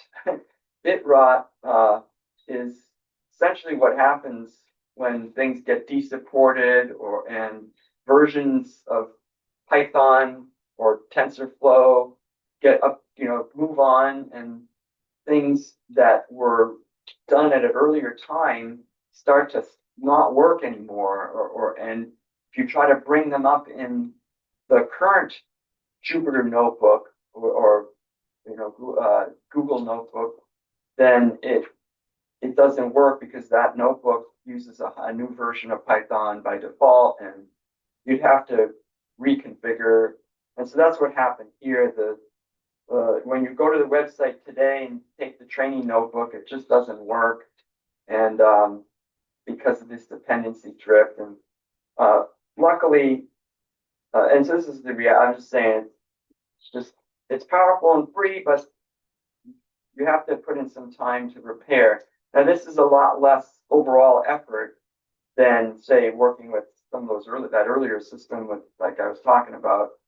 And you can use your favorite AI coding assistant to help you. And in fact, I ended up not using the notebook at all.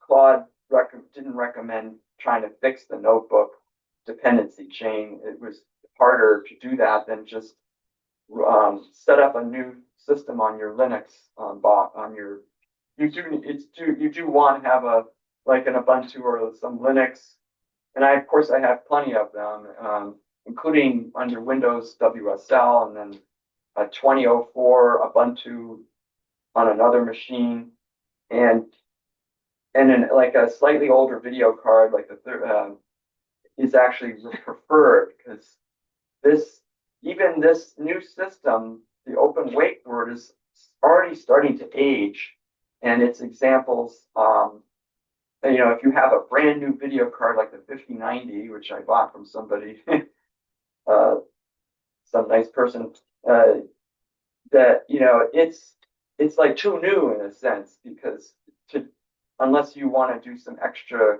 work to get the versions of the training Python up to working on the newer thing. So the slightly older video card is a benefit in this case. So that's something that you should.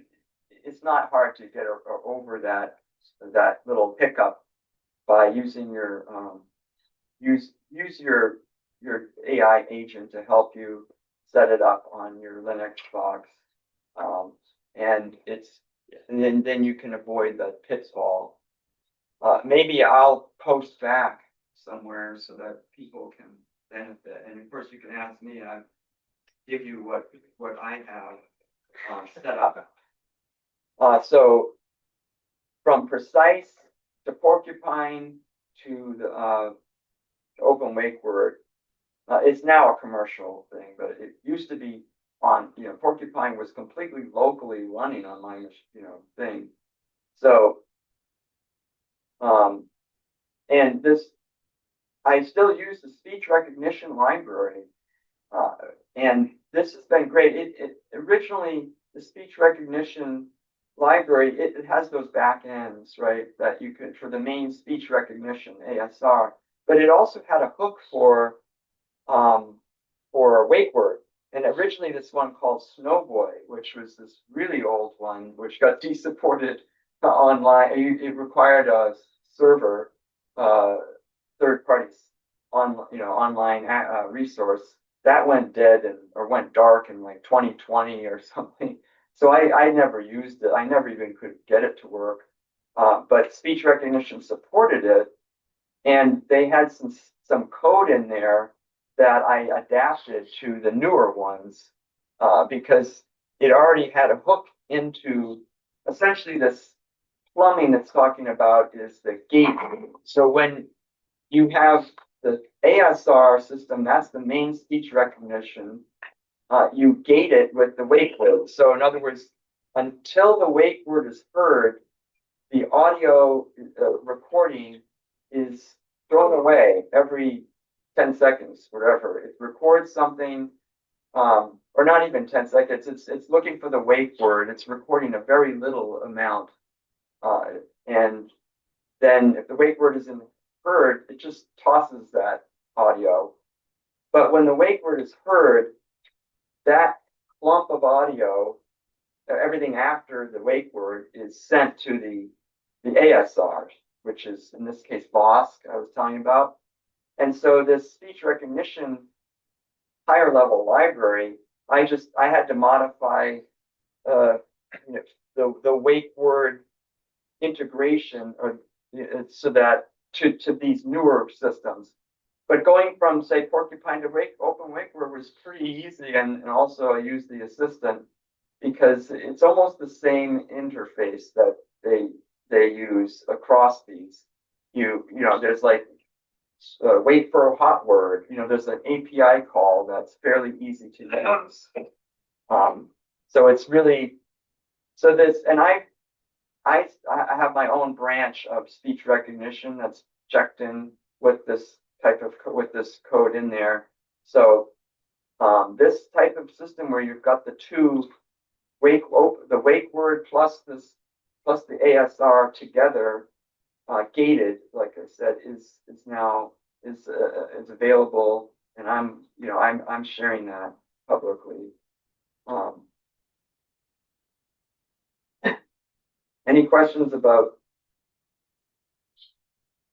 that? So that was fairly. I'm wondering, in one of the previous slides, you talked about how you collected the different voices for the hypersynthetic voices, and then you also fed it negative examples. I'm curious why you chose that instead of just training it to not detect anything else as not being the voice. Yeah, well, the wake word. There we go. The wake word. So you trained it on the pay orange variants. So why not train it say anything that's not this is not the wake word? Yeah, well, I mean, this is essentially the way you have to do it, because this system has their system has what's called a pattern recognition. So it takes the audio, recognizes pattern or feature distillation from the audio waves, and then it has to eventually it's going through a lightweight model classifier where it has to classify, is this matching the wake word? All right, but you in any of these type of I think it's a fully connected. It's an AI layer, an AI neural network model. In any of these neural network models, you almost always have to train both positive and negative, because it's not like a human brain where we have this long history of all the negative, all the what isn't. you have to literally tell it, you have to give it the not case as well as the especially for classification, especially when you're looking for only one thing. I'm only looking for one or two. In this case, I have two different, hey orange as well as stop now. Those are two of the hot or the wake words, wake phrases. And so it's just generally, that's sort of how these neural networks work. You have to feed them, in fact, usually more negative data, or at least as much, maybe more. And it has to be all different kinds of sounds. That seeds the model so that it can properly, essentially properly classify, to rule out all the other stuff. That makes sense. Gotcha. So so it would be possible, like it would capture like a sound wave that's very closely similar to the orange wake word, but it's actually not. Is that kind of? Yeah, well, there's two things. There's like I would in my voice recordings on the previous one, the Mycroft, I would say like, hey, orangutan, hey, Oreo, and those were negatives as well. But those are negatives that are close in speech to the correct phrase. But that's good for a human. But these neural network models, they are much, more scatterbrained than that. They really need to know that a cappuccino machine is not the same. In other words, they don't work the same as a human. They're recognizing the way they recognize these patterns or the features of the audio is beyond our comprehension. It's just numbers, right? It's weights and it's weights and biases and big matrix calculation. It's all these neural network layers, and so it doesn't act like a real brain, like an organic brain. So you really have to give it these negative examples that are completely different than the phrase you're looking for. It has to be sort of both extremely different as well as slightly different. So that's the difference. So that's kind of required. But what's easy is you don't have to really study this. They give you instructions and they say just click here and you download the all these negative examples. And but you could study that if you want. I mean, it's beyond the scope of this talk, but that's sort of the base. Does that answer? That makes sense. Yeah. Thank you. Sure, I got a question. So if you change the frequency, like let's say you took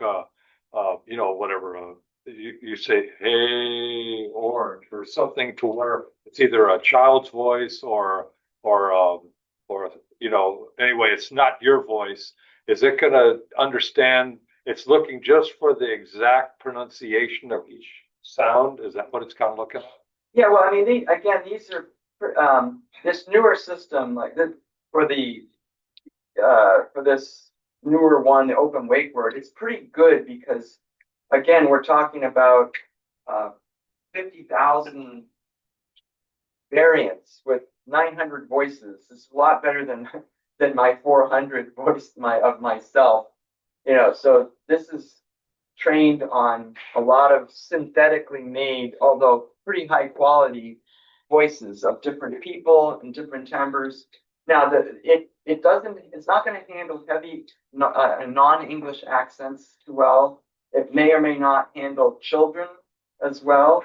But as far as like adults in standard English accent, it's going to be able to handle a huge amount. If you go really slow, it may not get that. There's sort of a window. But with these synthetic ones, if you wanted to, you could adjust the synthetic generation so that you could make it do better for people that talk slow or talk very fast. For accents, you would have to also do more work with these variants. But with something like this Hyper TTS, I didn't configure this. I just used the default sort of generation of the 900 voices. But if you put more work into that, if you wanted to handle more specific cases or accents, you could do it, but it's going to take more work. So I haven't done that, but it should be pretty good. And actually, maybe I don't know if I'll be able to do it this time, or maybe a show and tell if I can connect. Yeah, I don't know, but maybe next time I'll bring it in and let people try it, and we'll see if it works on everybody. Because I'd like to do that test for sure.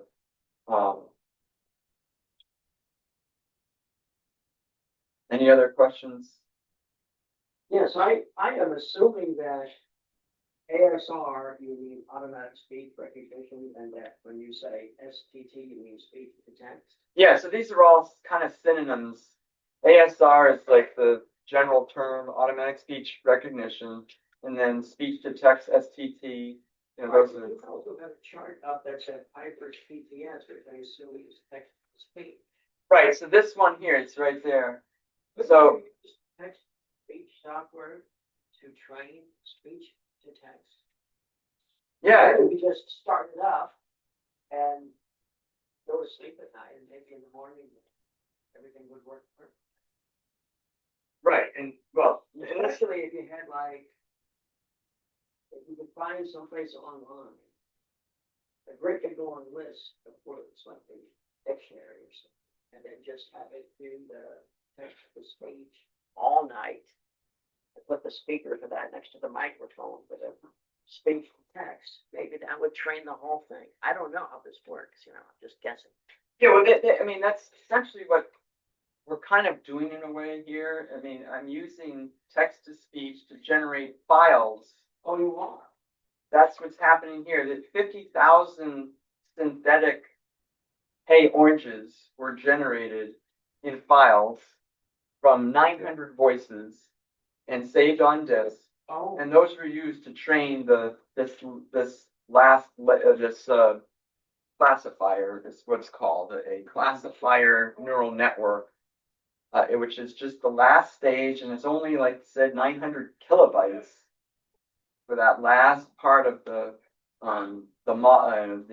recognition. And so yes, we're using text to speech to train the wake word recognizer here. And you could use that for training regular ASR as well. But this is just the speed. This is just the wake word. Setting all that up, was that something that was a tool that was part of OpenWakeWord? You have to do that. So. Well, Piper TTS is this third-party thing, but the OpenWakeWord GitHub, they tell you they give you the instructions, and it's in that notebook that's kind of broken, but it's all there. Here's how to. That part I think works fine. It's just there's instructions on how to use that for training OpenWakeWord. So you just follow that instruction. I had the Claude follow the instructions for me in this case, but it's all there that tells you how to do it. And OpenWakeWord functions well with the synthetic, which is one of the benefits of it. So it's not as other older models may not do as well with the synthetic. So yeah, all this stuff here, everything I did was from the OpenWakeWord outline of how to do it. So let me. Yeah. Any other questions? Yeah. I can talk. Yeah, I'll just go briefly. The Vosk I like, or I want to just cover briefly the Vosk versus the Whisper. So Vosk is this thing built on Caldi. It's fast and lean. It's not state of the art. It will not be as accurate as the latest models or Whisper or the larger AI models. But it's for real time and low power CPU-based robot hardware or mobile or any kind of embedded system. And you can modify its vocabulary fairly easily and add to it and bump up the phrases, bump up the sort of statistical likelihood of certain phrases, like your robot commands that you want to use. And that's called the language graph. And so here's the basic concept. Raw audio is converted to phonemes, and this is it breaks the sounds, signals broken into sounds being spoken. Okay, then that's not AI yet, but this one, the acoustic model, is a lightweight neural net.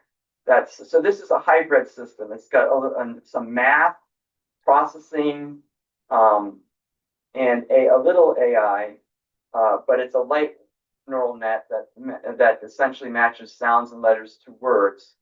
And then there's this whole statistical thing, the decode, that has a language graph and predicts the most likely word sequence based on this very large dictionary, and it also has some grammar rules built into it. This is a traditional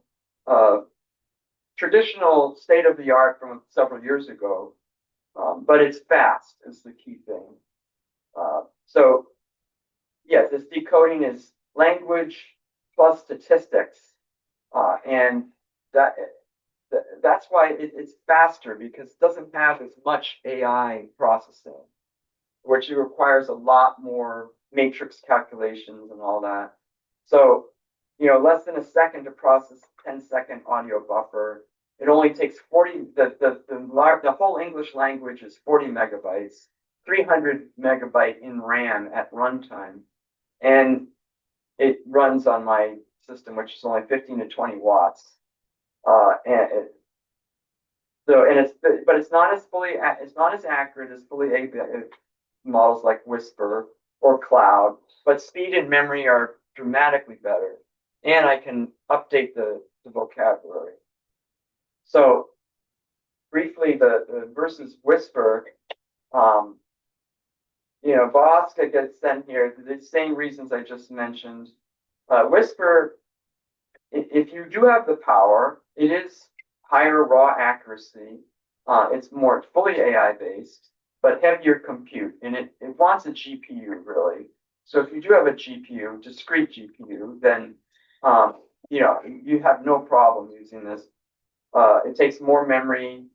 Now they do have a lightweight version that runs on Raspberry Pi and that sort of thing, and that speech recognition library will hook into Whisper, but it still won't be as fast as what I have on mine for like a CPU only robot, because of the GPU issue. I just don't have a GPU, or it's an integrated Intel GPU, so it's not going to be fast, and it's going to eat more CPU power from my main robot CPU.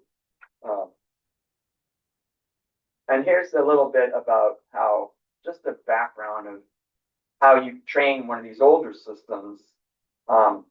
This is the phonetic spelling of these words. So if you want to add new words that the system doesn't have, you can use your AI assistant, and it will give you, like, here's my name. It didn't. When I said D'Annunzio, Vosk would say Nunzio, which is maybe it's a much more common Italian name.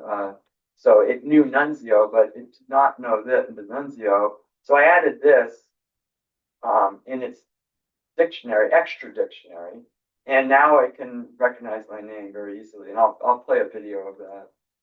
And there's other things like this. So then eating these homophones or things that sound, or phrases that sound the same. So list your threads might be confused with list your threats, or go to your doc might be confused with go to your doc, like doctor. And so if you repeat this, so there's two levels. There's this thing which is the word to phoneme dictionary. So that teaches the system how to recognize brand new words. And then this is how to bump up the probability that this phrase or sentence or whatever will be in the system. So if you just repeat this in this extra dictionary or extra vocabulary, let's call it it's a kind of another dictionary of statements. You repeat this multiple times, then the system will elevate this statistically so that it will prefer this one. It'll say, oh, he's probably not saying this, he's probably saying this. If I don't know, if I can't quite tell, it's based on statistics. So, and why does this still matter? Because I have an if-else string parser, and so if you do say list your threads or go to your doc, and it translates it correctly, transcribes it, then the if-else parser will get it immediately, and it will never have to be sent to the large language model, which is still on the cloud. So that's this here. So here, this is sort of an optimization that's based on legacy code, but I still leave it because it means that LangGraph, a lot of commands I give to the robot will never make it to the LangGraph because they just go through that string parser. And I put all of my commands into this dictionary for Vosk, so that all the commands that are hard-coded parsed are elevated statistically, so that they will get correctly transcribed more of the time. And then if it can't transcribe, it goes to LangGraph, and then LangGraph can, figure out what you're saying. It's a full large language model, and it can handle everything else, including if you say anything differently.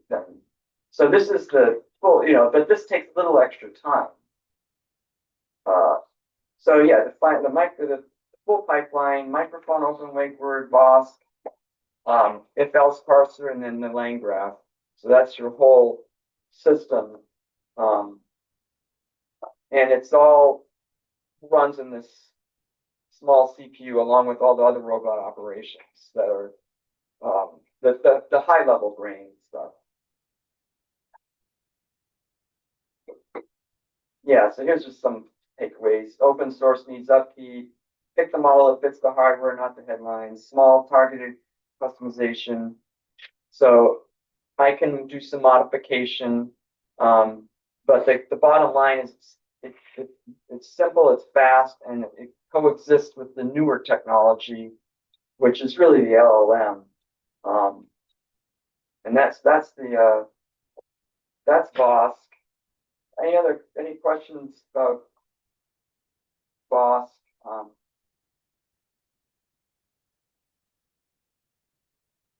And I can remember just play that video. We already saw that. There's a whole there's a whole thing about Vosk versus Whisper. So you can go to this web page and I just discovered, but yeah. So I've had really good luck with Parakeet, but yeah, it's always good to keep my options open.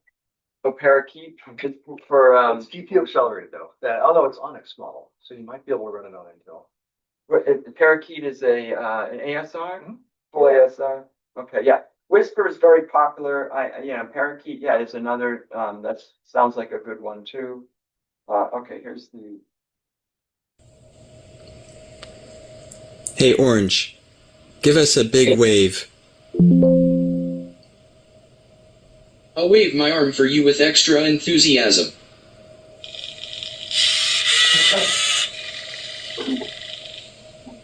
I've just given you a big wave. Hope that made you smile. Yes, it did.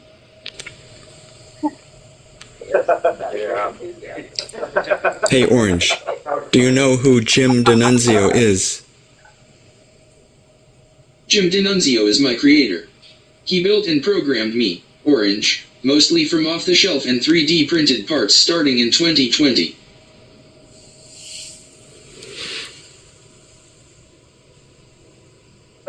but I wanted to go here. Yeah, Here you can see the confidence of it is getting my name correctly.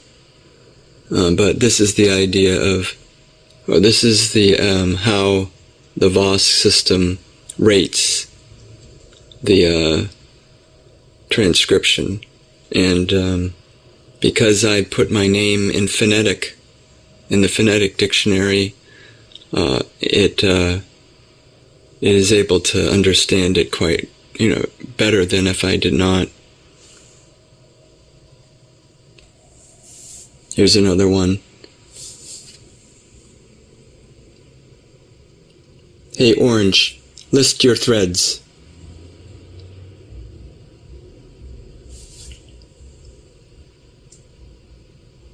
That time it didn't have any confusion. I don't think. Hey, it Orange, has ever used. go to your dock.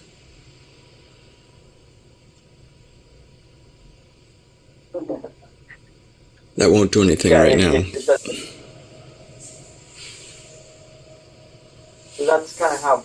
Hey, Orange, go to your doctor. I think you meant, go to your dock, which means my charging station. I'll start heading to my charging dock now. I'm making my way to my charging dock now to recharge. Yeah, so now you might have just, since I didn't mention it, the new WakeWord detector is being used here. Look at the lights on this. Hey, Orange, give us a big wave. I know it's kind of anti-dramatic, but or it's not very significant, but that is the whole WakeWord working there when you see those lights come on after my voice. So that was the major upgrade that we did here, and you can see how quick it reacts, and then that combination of taking the recording of whatever happened after that and sending it to the Vosk, and so that's that. Yeah. Any other last questions? That will be it. Looks like you're about ready for the contest in November. Yeah.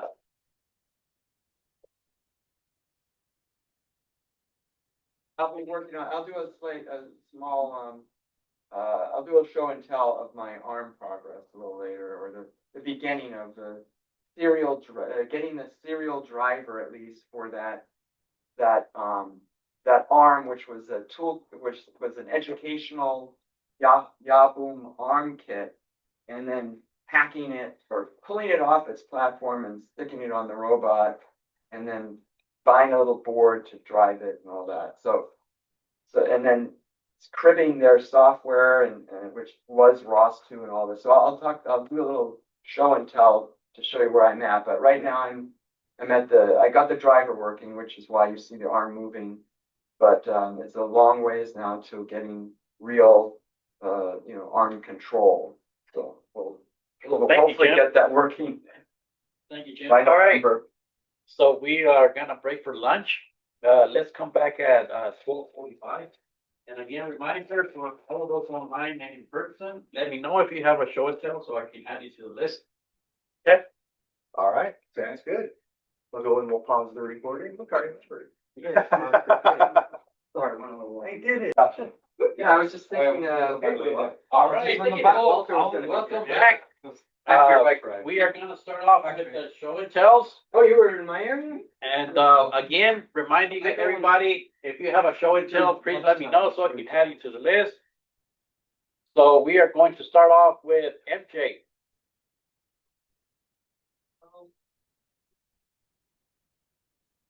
I think a slideshow, so should I just go with you? Yeah, if you want to get set up, we can come back to our next. Okay. Oh, yes, Okay. Okay. I have a little bit of a setup, but hi guys.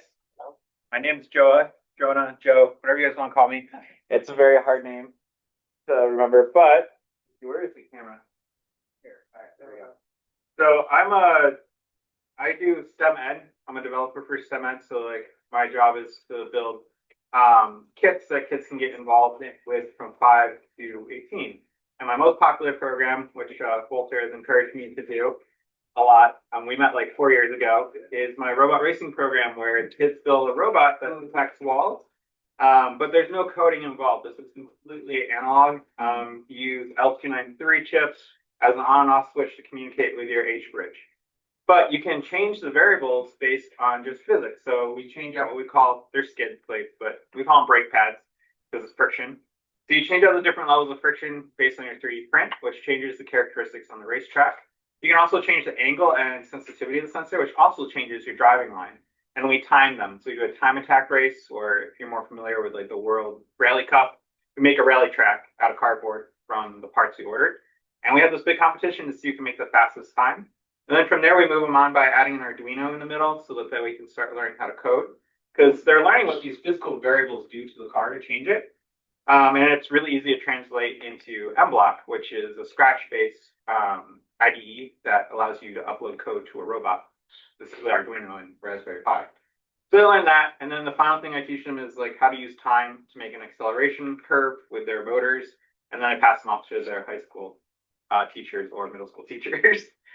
But I'm actually an engineering student myself right now, and I really wanted, my passion is self-driving cars. I'm really interested in like how we can use AI to make safer highways, basically. So I didn't know anything about it, and right now I'm learning how a neural network works and the math behind it. So I built this card. It has a single layer perceptron on it, no hidden layers, and there's 2 of them, so 1 for each input. And it turns out it's really easy to do the math. So now I'm showing the kids the math to the very first thing you do in neural networks. And they learn what sigmoid is and how it makes percentage and how we add it to the motors, like speed, and how it changes it. So instead of us now physically tuning the car, writing code, the kids are actually training this car to drive around the racetrack. And you get a lot of varied time on the racetrack. So I can show you guys on video here how it works. It would take me a little bit to set the racetrack, but we basically take an RC drift track barriers, which are plastic, like walls, put them up, and then the car will follow it. I'll use my shoe as an example. But I wrote a very poorly made app in the MIT app builder. I am learning how to make real apps, just I'm not very confident in it yet. But yeah, it's through an HTO6 and it goes to an Arduino Nano, which has just enough memory to do 100 examples, which is barely enough, but it still can get the car driving on the racetrack.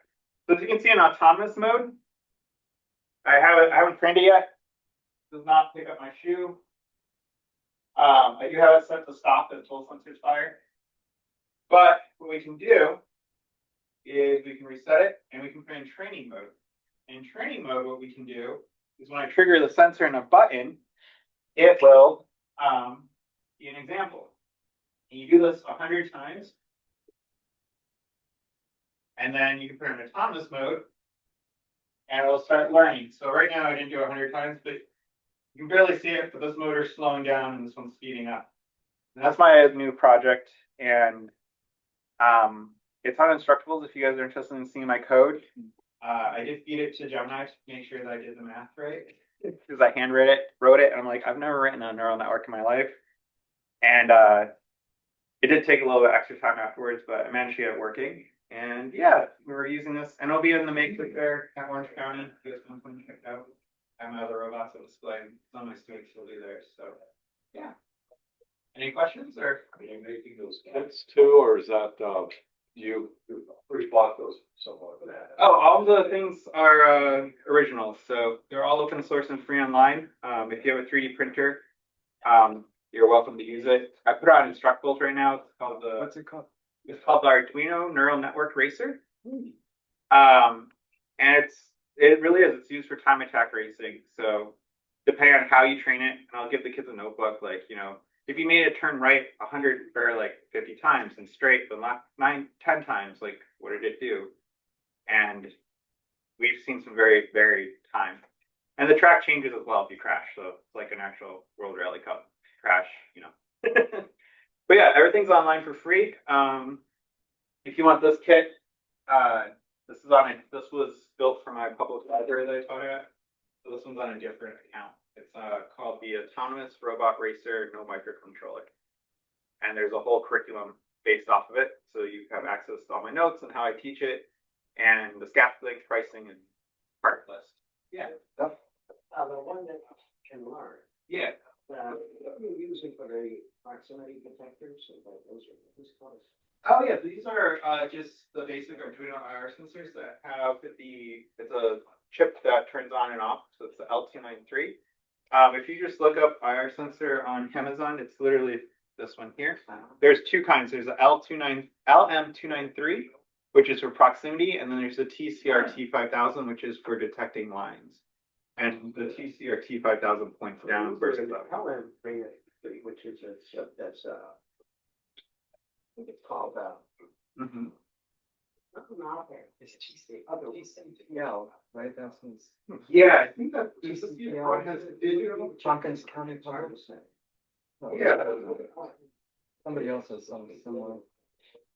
Okay. Yeah, I mean that's what's right here. So I'm not sure, but yeah, I'll look it up. yeah, definitely, because they're 15 cents a piece. Because the concept we're gonna have next needs to look down to the floor out of the hallway. Oh. You'll see where there's a black line, Mm-hmm. and my robot's having trouble with that in that hallway. So I'm looking for a substitute sensor. Instead of, straight out, I make it point down on the floor. Yeah, To try it. it does work well on the floor. I have pointed these down to make line followers. I took 5 of them and made like a PID line follower. They're pretty accurate. Just you gotta keep it out of sunlight. It really does not like sunlight. This one just be in the hallway. Yeah, so those should work out there.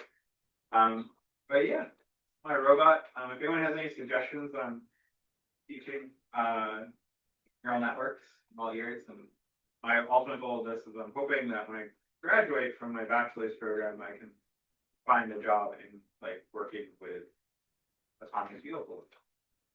So There's been a lot of interesting work with the donkey car stuff. Have you taken a look at that? yeah, that's actually my next thing I'm gonna do is I wanted to first learn how it worked, and then I'm building a donkey car right now. Oh, okay, yeah. And then, they do yeah. neural training for.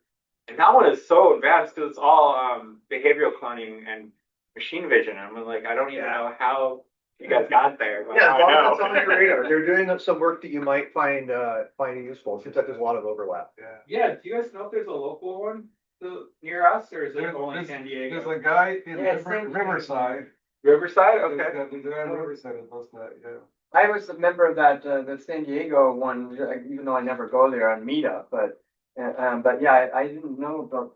Yeah, Riverside. Thomas, That's still kind of far, but I don't think they meet anymore. they don't meet. Yeah. That's how I learned about okay. it. And the San Diego one, it said Meetup said there is no administrator anymore. I don't know what happened. Yeah. I reached out to the guy. I guess he's moving to a different platform. Oh, is that? And it's all on Discord now. So I just joined Yesterday. literally yesterday. But they had a race a few weeks ago. And I think this Monday, the San Diego Robotics Club is hosting a talk with them. And I know UCLA wants to start a racing league because they've been reaching out to people. But I've never successfully made a donkey car, but I have all the parts now, so I'm gonna go for it. Yeah. All right. Can you mention it again? Because I'm having. Oh. Instructables.com, right? It's instructables.com. And it's called Arduino Neural Network Racer. Neural. Yeah, I was trying to generate a QR code for you guys, but yeah, I'll bring it over to you if you want to share it in the chat. This one comes up with accurate sensing smart voice rebalance. Oh. That's not it. Go to let's go to circuits real quick. And we'll go I'll clear the search there. I'll just go home. Yeah, just go home real quick. And then we'll go to projects, circuits. It's so new, it just got published. Oh, it's well, great. get rid of featured, right? Get rid of featured. Go to all projects. It hasn't really even been reviewed. I Yeah, see. they haven't really reviewed it yet. Well, that's why it's not coming up in search. Yep. And what's the older one? The That one. hardware only one? That one is That's not. it's on Instructables. Okay. And we'll do it's under my library that I work for. It's TCPL. Oh, it is. I saw that TCPL stuff. Yep. You can find my M-block code, my analog car, and how I run the. Yeah, I saw the TCPL. Yeah. I didn't know you were in the library thing. Right there's the analog car. Yeah, that's the one. Okay. Yep. So you are connected with the library. Yep, I wrote all those for the library. This is New York. Yeah, I can't. Okay. That's Cornell's library. So that's what confused me. I'm like, wait, is he from New York? I was. I moved out here for school, so. Okay. But yeah, that's why I taught that for 5 years, and that's my project. And so this, yeah, it's kind of amazing. As most of us, a lot of us come from software, and like this thing is all hardware. There's no software. No, yeah, it's just. But there are sensors, yeah, and there's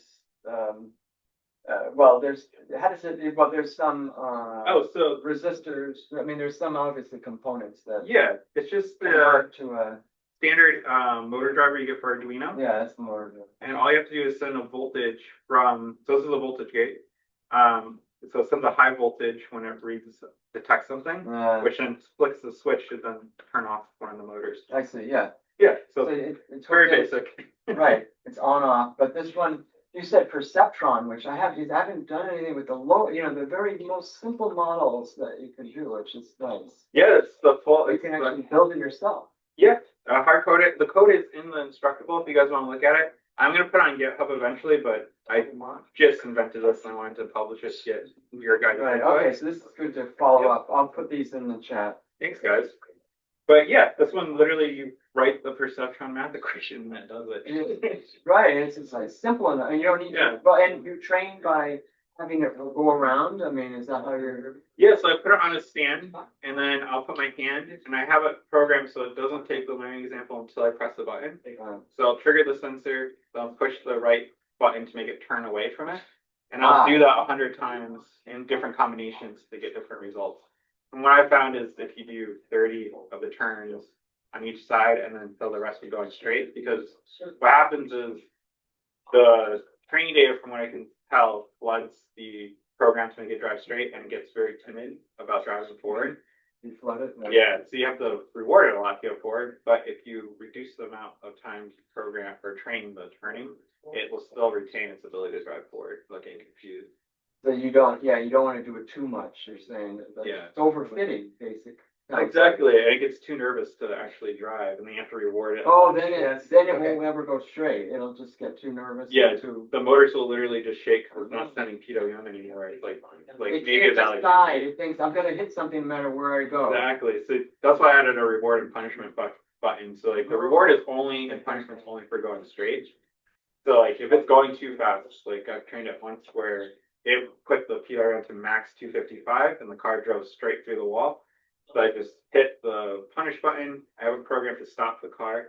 It relearns everything from the training data based on the weights and bias that I program in it. And then you hit go again and see if it learns. And most of the times it works, but the kids, when they see it go through a wall or only drive one way, it clicks in their head. They're like, oh, because I overdid this one side. So you're teaching them at the same time, like, oh, this is what is happening if you do it this many times. And okay. Exactly. And the more physical you can get a kid to be with what you're doing, the more they'll remember. So them knowing that, I'm covering this robot's eye and I'm covering this robot's eye, and their hands are moving with how the robot's going to move.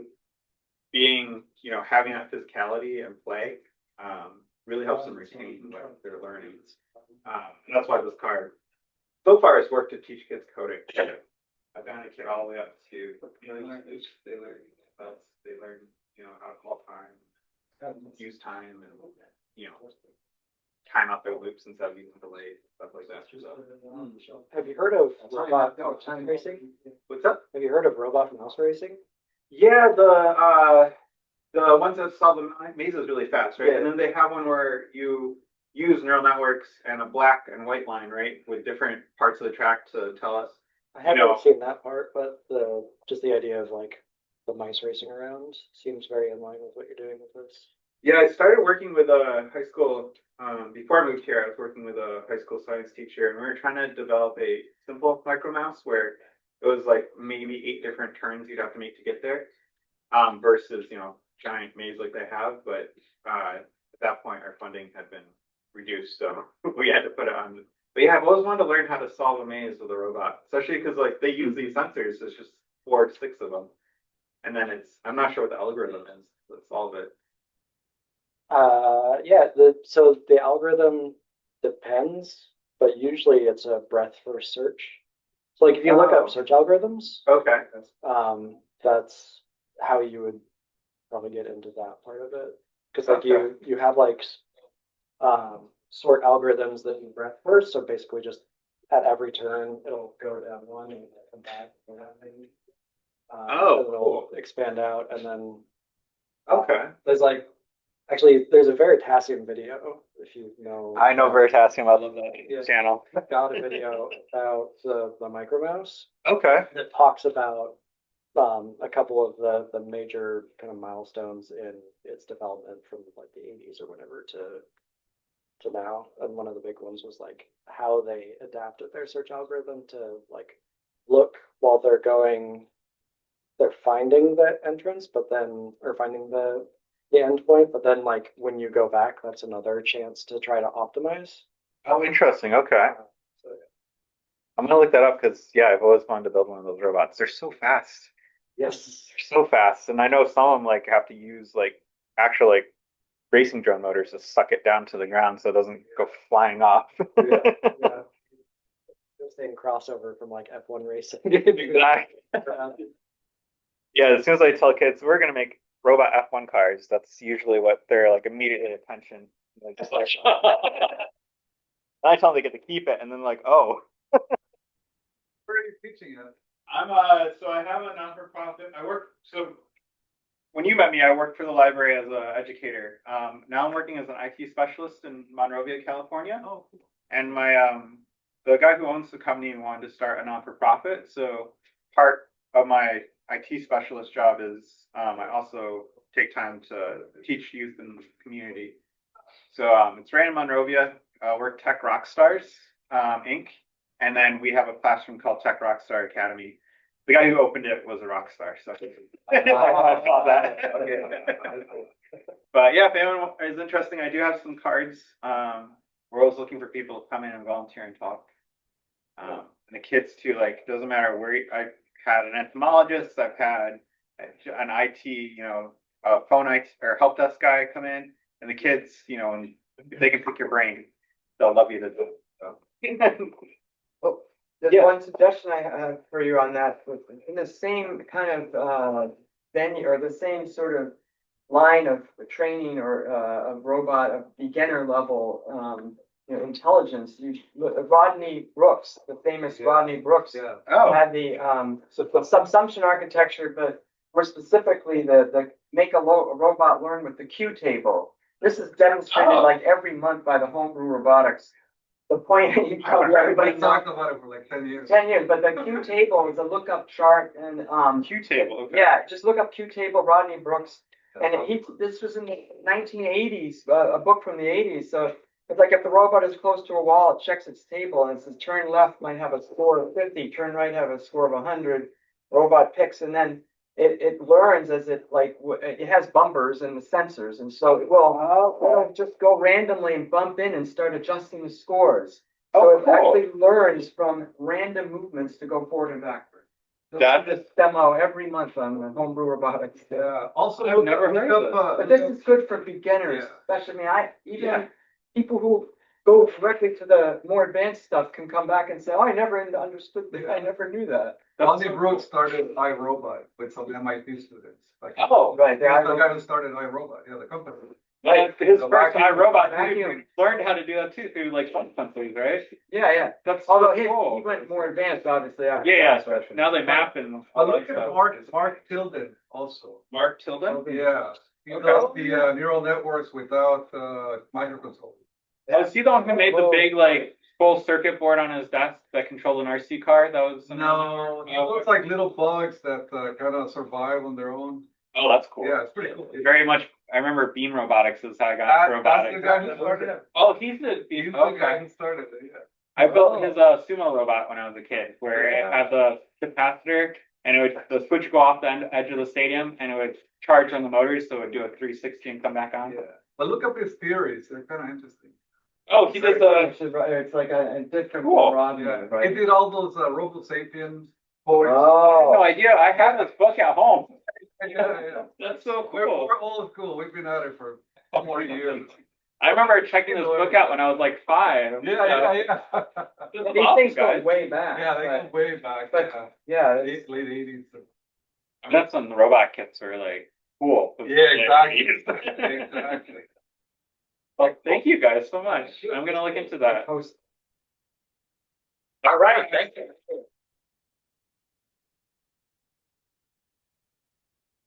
All right. MJ. So, MJ, are you ready? Yeah. All right, go for it. Sharing permission? Yes. Should? If I can do it, anyone can do it. We believe in you, Alex. Let's- Oh.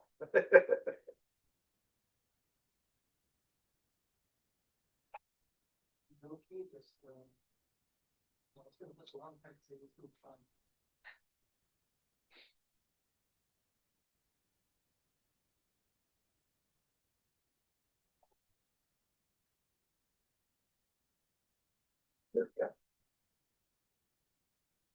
Okay. Hello, everyone. My name is Jacob Pena. For the past 2 years or so, I've been doing battle bots with the university branch of the American Society of Mechanical Engineers. And this show tell, I'm just going to talk a bit about what we've done so far as a team and where I want to like branch out as a personal project.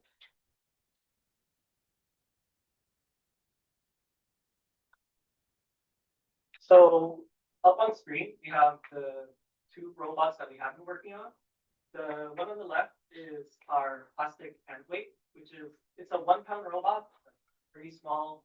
And plastic hand weight means that it's all 3D printed. So when we rework everything, it's really cheap to like put in the designs, have it get broken, reprint it, just send it back in. And that one has been around for like a year or so. It's a shell spinner. We've had a lot of fun with it, and kind of like the mascot of our team. And on our right is our other robot. It's a 3-pound robot. It is called Shark Bite. It hasn't actually not had a match yet, but we hope to debut this robot at the OC Maker Fair in September. And the rest of my team will be there along with Pinky Danger and Shark Bite, and you might see them like around, like looking at the booths or helping volunteer for the RSSC. And beyond that, the ASME is continuing to do BattleBots. If you guys go to the maker fairs, there's always like a robot combat event there, and so my team does their best to show up there to those events. Is that RC controlled then, the one on the right?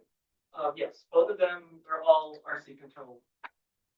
It's just really simple. A lot of the combat robotics, nowadays they just use components from like RC model planes. So the transmitter, the receiver, the battery, these are not all like model plane or drone parts.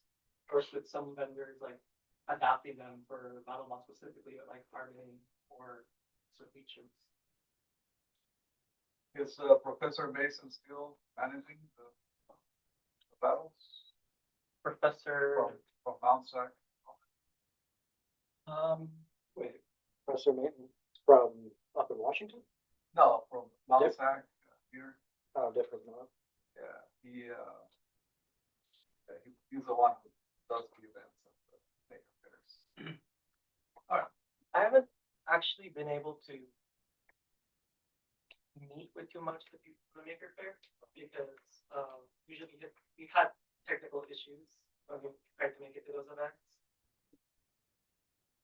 We were supposed to debut the 3-pounder at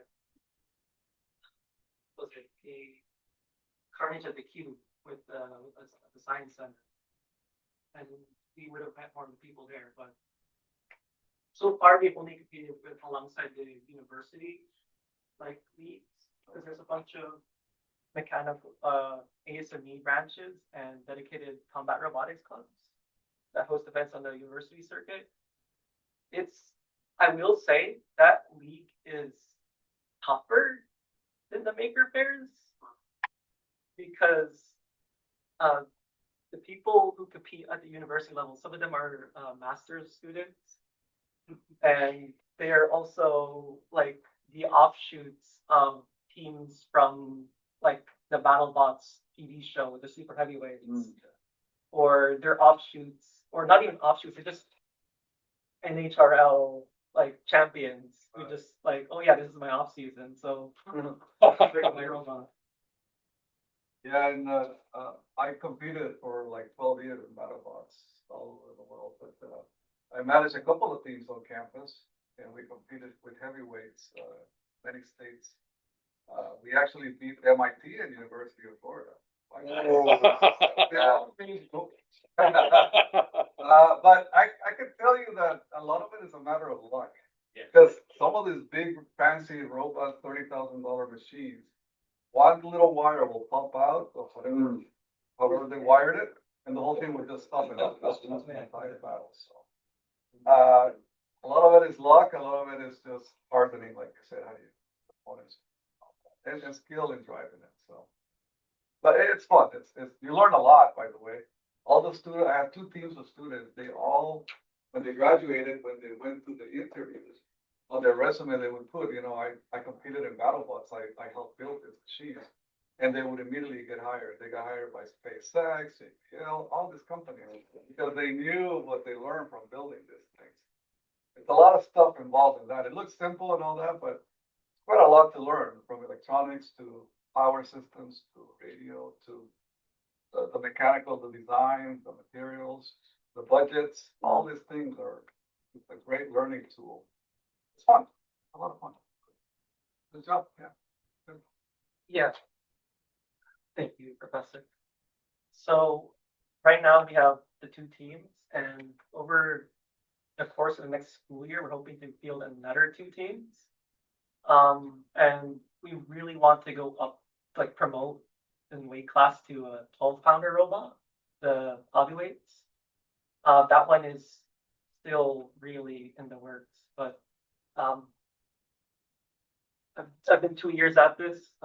It's just always building up to these things. But I am graduating from the university, so in the next year or so. So I won't be coordinating with Kit Club as much. I won't have access to the club budgets for the robots. So that leads me on to one of the personal projects I wanted to do. So this, so there's like been huge like upswelling of people trying to use like computer vision or AI for projects, and there's been several university attempts at creating semi-autonomous or autonomous battle bots, and in my hubris, I wanted to try and make another independent attempt at it. So this would be one of 3-pound robots, and maybe someday it'll be bought to a maker fair if I don't get utterly caught up in the AI portion of it. Or I don't know if AI is the right term, but it's like the computer vision, the machine learning. They do actually allow this. They have special provisions in the rule. A lot of them are safety oriented and common sense, like don't have this thing run off into the try and like break the walls or anything. And so I'm starting to become electrical knowledgeist. So the first thing I started with was like trying to figure out the bill of materials for the electronics. I've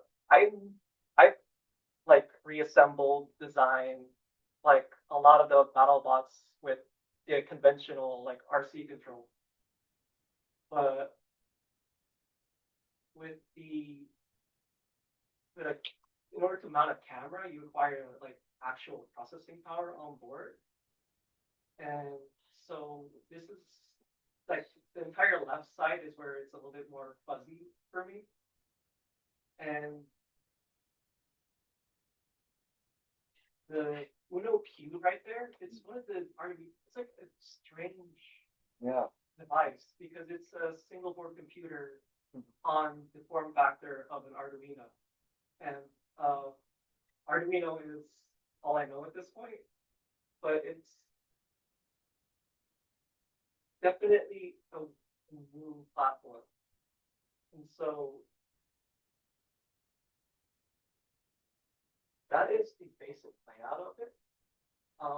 The only sensor I have is a camera because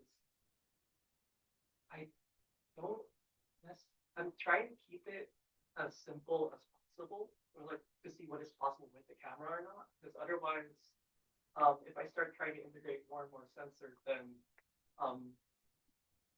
it's gonna balloon my bill of materials, especially for like a combat robot. And on top of that, if I can't do anything with the camera, I'm not gonna go ahead with like trying to make it semi-autonomous because a lot of people have done non-camera based autonomous attempts, and they're just maybe not worth the effort in my eyes.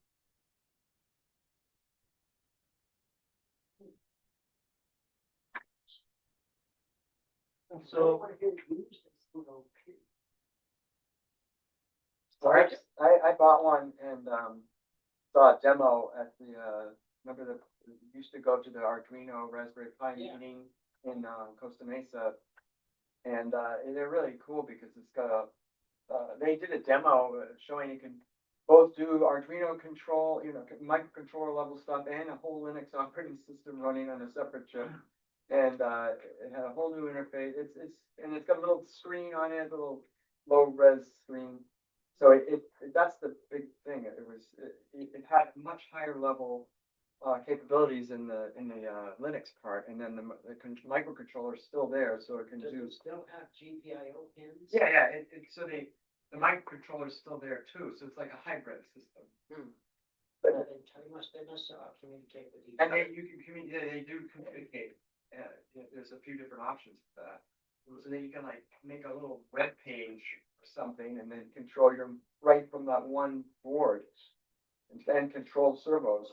See, from that description, my mind would wander off in this direction. Put the voice recognition and such in the Linux part of it, and then just use the main microcontroller here for the kind of the guts of controlling the robot. If you could do that, I don't know, would it even fit on something like that? It might, yeah. I mean, how much memory do you need for something like that? For the kind of stuff you're doing with the speech understandings. I think that's very different than what I'm just trying to do, though. Oh, yeah. The only thing. No, but I'm just thinking about just about the actual device itself. Which I'm trying to figure out something about. Yeah, it has a microprocessor up to 4 GB of RAM, and then it's microcontroller 786 kilobyte, flash memory 2. So. I mean, I've been using the 4 gigabytes of the speech stuff. Yeah, I think. Yeah, I mean, my Latte Panda, my first one was a 4 GB machine. It could do speech recognition and same thing. Now it's an 8 gig, but. So one thing MJ talked about, like robot autonomy. So I taught a high school class on ant-weight combat robots, and I taught program management through it. Like kids got a budget, you had to break a team. But one thing, especially since you're doing a vert spinner, you have gyroscopic precession that affects when you go into battle, and it makes it hard to steer. One thing I've been experimenting on my own time, because after I've done this, I want to get into the Scar League, especially for 3-pound fighters. But I just realized you can get the speed controller. It's from King Hobby, and it matches with gyros. So like you could part of the autonomy could be counteracting the gyroscopic flop that you get from the weapon, but having the autonomous part of your robot counteract that. So when you drive the robot, it feels like you're just driving an RC car. So that could be one way you could apply autonomy or an autonomous system to your robot. And it's all form factor. So like it's literally a drift. I mean, you could make your own gyro, right? And program it. But like the one I have right now is just off of an RC drift cart. And I put it in line with the dual ESC. And the thing balances itself so nicely.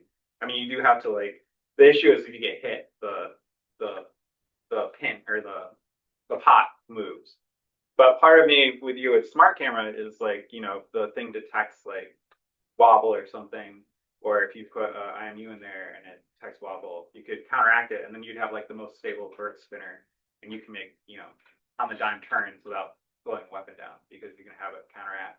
But that's just an idea for an autonomous system you can put on your combat robot, because the dual ESC does work with gyroscopes, like off-the-shelf gyroscopes. So are you planning on using like vision AI on from the camera to do the control? So that's your sensor straight the camera, and then you train some neural network to do what it's going to do. Yeah, that is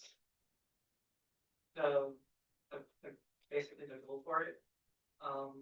There's like lots of little ways you could optimize it for like gyros, or like you were saying the gyros or the sensors, like trying to optimize like the turn-in rates or what forces are involved. But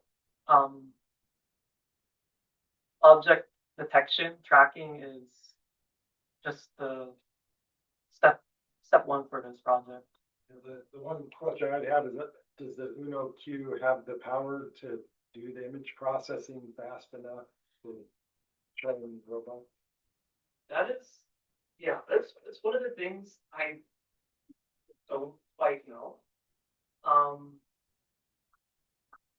I can add a sheet for it, but I don't have enough experience with this sort of project to get a read on what exactly is acceptable specs. So these are in arenas, right? So if you're like looking for an opponent in an arena, that's like really simple computer vision, like different colors in the background or something. If you simplify your model a lot, that's the trick in these kind of things. It's low power CPU, you got a high frame rate, you got to go as simple as possible. Yeah, like the training it against like bots is really difficult because there's so many different form factors or designs that people make. But you have the advantage of it. These are in arenas, and so you could. I've been trying to figure out if I could simplify it to just try and find anything that is not part of the arena and just driving towards it. So MJ, there's a lot of stuff here. Maybe we can work with you offline. It seems like you have everything for a nice, thorough talk. Maybe in a future month. Not sure how you feel about that, but I would love to hear more about the details about every aspect of this. Yeah. Probably another month. I'm heading to Micro Center tomorrow to buy some. Nice. I love Magical place. I really have this one like to say. All right, thanks. All right, MJ. Thank you very much.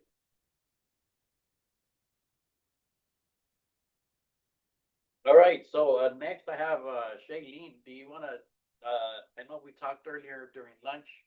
Do you want to just introduce yourself and tell us a little more about what your project is, or? Honestly, I'm feeling so frustrated with this thing right now, and I can't turn it on. I think I would rather sit on this for another couple of weeks till I can make it. So I would maybe be a better presenter on this, because I would hate to disparage it while it's trying so hard, and I just don't know what to do with it, like a colicky baby. So Well, yeah, I'll keep doing this. Okay, you don't want to tell us what's frustrating you? Maybe we can help you a little bit. You have a whole room full of type A overachievers that love solving problems. Not the Raspberry Pi. I feel the problem is probably so simple. It's supposed okay. I wanted to. My name is Sheylene. I went to CSU Long Beach and I graduated in 2017 in the graphic design program. And I've just gotten into electronics. I'm very into BattleBots. I was riveted by that presentation. I hope you don't mind if I took screenshots. I can delete them, but yeah, I was burning those into my brain.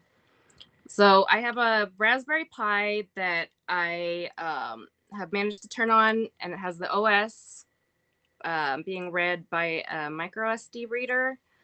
It has a 7-inch screen, which it's not. When it's connected, it was providing power, and it could boot up, and I had it in this cute box, which I was going to use my design skills and make it like a Jurassic Park computer. So I was going to add like scratch marks and some leaves and other stuff. But I bricked the Pi. I think I can't. It won't talk to my computer. Since I've been sitting here, I've gotten my Ethernet cable out to try to just get the Pi to talk to my laptop. Nothing. Again, it was working. It won't work just like that. So like we talked earlier, I'm not sure what was it that changed in your Pi, but at this point, I would just reset that little SD card, put a fresh Arduino, fresh Pi operating system on it, and unplug everything. Just plug in your little monitor and a keyboard, and have it boot up. If it boots up, then you're golden. First thing you do is set up your SSH. So that I wish I was at that point, but I can't get the Raspberry Pi to talk to anything. It doesn't want to talk to the screen. It'll say no signal, and at times it'll provide power to the screen, but there's no connection. So sorry, I wasn't involved in the lunch conversation. I'm curious why you're plugging in your SD card into a USB adapter and not just plugging it into the micro SD slot on the board. Great question. I don't know how or if it has one. Okay, yeah, it definitely has one. Slot. So what we would all do if we remove it is like, let's remove every variable we can and reduce it to the minimum necessary, right? So go ahead and flip the board upside down for a second. And see the back of it? Oh, sorry, it's all plugged into stuff. I'm sorry. Let me get the. Oh my gosh, I don't know why I'm so scared of this Ethernet cable. Like it's gonna break it. All right, so do you see the little silver box on, depending on how the video cam works, on where your finger is? That is exactly where your micro SD card goes. Oh my gosh. Once you see it, you can't not see it. And I feel very sad. Yeah, it's no problem. It's no problem. This is an entirely new type of device kit. Everyone goes through this. So let's remove all the power and we'll pull everything out. And once it's unplugged, let's first see if it recognizes your micro SD card where it expects it. And then we can move forward from there. Okay. Yeah, much like USB, there's 3 orientations. Orientation 1, orientation 2, and then the third one. That looks perfect. That looks right? Yep. Oh my gosh, you guys are so great. I'm embarrassed. I'm like quaking in my boots. Oh, no, don't be embarrassed. This is how we all start. Yeah. You're fine.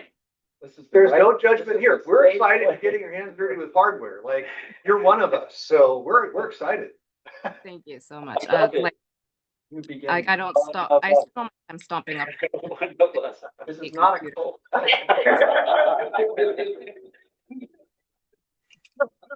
No, in a cult, somebody actually tells you what to do. So that would be nice. That's actually what I'm looking for. So you guys get more just said that do something. So yeah, let's try that. Let's give you a little bit of time. Next thing is just power it up. Yeah, screen and power. Screen and screen and power. Yeah. So if you guys want to move on to the next person, and then maybe so right. in my little comment. What's happening, you have to see, which means you really need to plug it into a monitor, right? Yeah. And then once you have everything set up and you know it's booted up, then you can set up SSH. And once you have the confidence that everything else right, then you can start going no screen and everything just works. But I would try that next. Yeah, I would unplug it, plug in your monitor, plug it back in, and then make sure you can see on the screen the normal boot process. And also watch the little lights on it and see one of them should be flicking on and off. Oh yeah, there's a solid red for power, and then there's a green flicker for disk activity. Right? Yeah, if it's you see the solid red and then the other green one flickering, then it's something's happening. Yeah, I have the red one, no green one yet. Well, that might mean your image. Yeah, something might be wrong with the image on the but again, try it with the monitor. Try it with the monitor. See if it's coming up. If you get like a little BIOS or whatever, it might tell you on the monitor.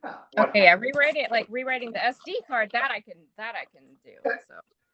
Yeah, no problem. We're gonna let you go for a few minutes so you can plug in the monitor and give it things. We'll check back in with you during open session and see how things are coming along. It's a live solution. Live solution workshop. Thank you, everyone. I want to see what happens next. That'll be a scratcher though, like an advanced problem. All right, thank you and welcome to the club. I'm going to sign you in second. All right, next up, 10. 10 pairs. I'm Greg Anderson, and so you guys were talking about a contest. I had an arm sitting around that I had made, and I thought, hey, if I just put some wheels on it, I can join the fun. So it's a 4-degree of freedom arm, all stepper motor driven. And I actually redesigned the gripper so that it can pick up a can. It just had kind of a little parallel finger gripper before. And then the base is also stepper motor driven. The arm is driven by, it's a roll your own controller with a Raspberry Pi Pico.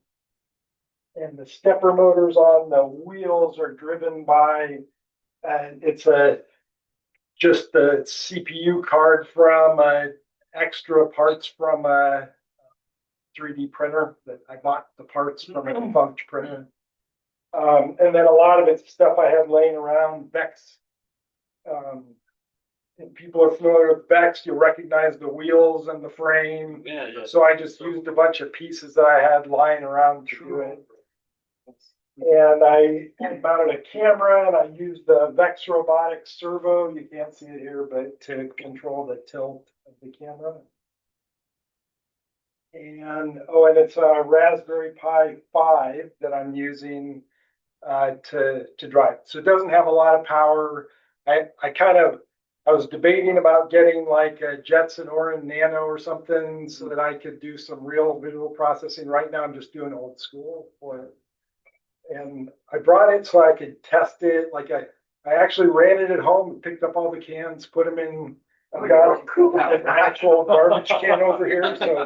So afterwards, I'm going to take a few minutes and just see if it will recognize things. But I wasn't planning on demoing it, but we'll give it a shot and see if it can pick up the can. It won't move. So are you using what kind of vision system is it? I just do OpenCV. OpenCV? Oh, so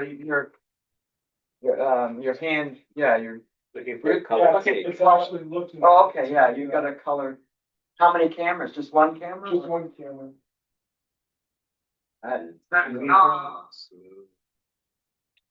Wow. Oh. Yeah.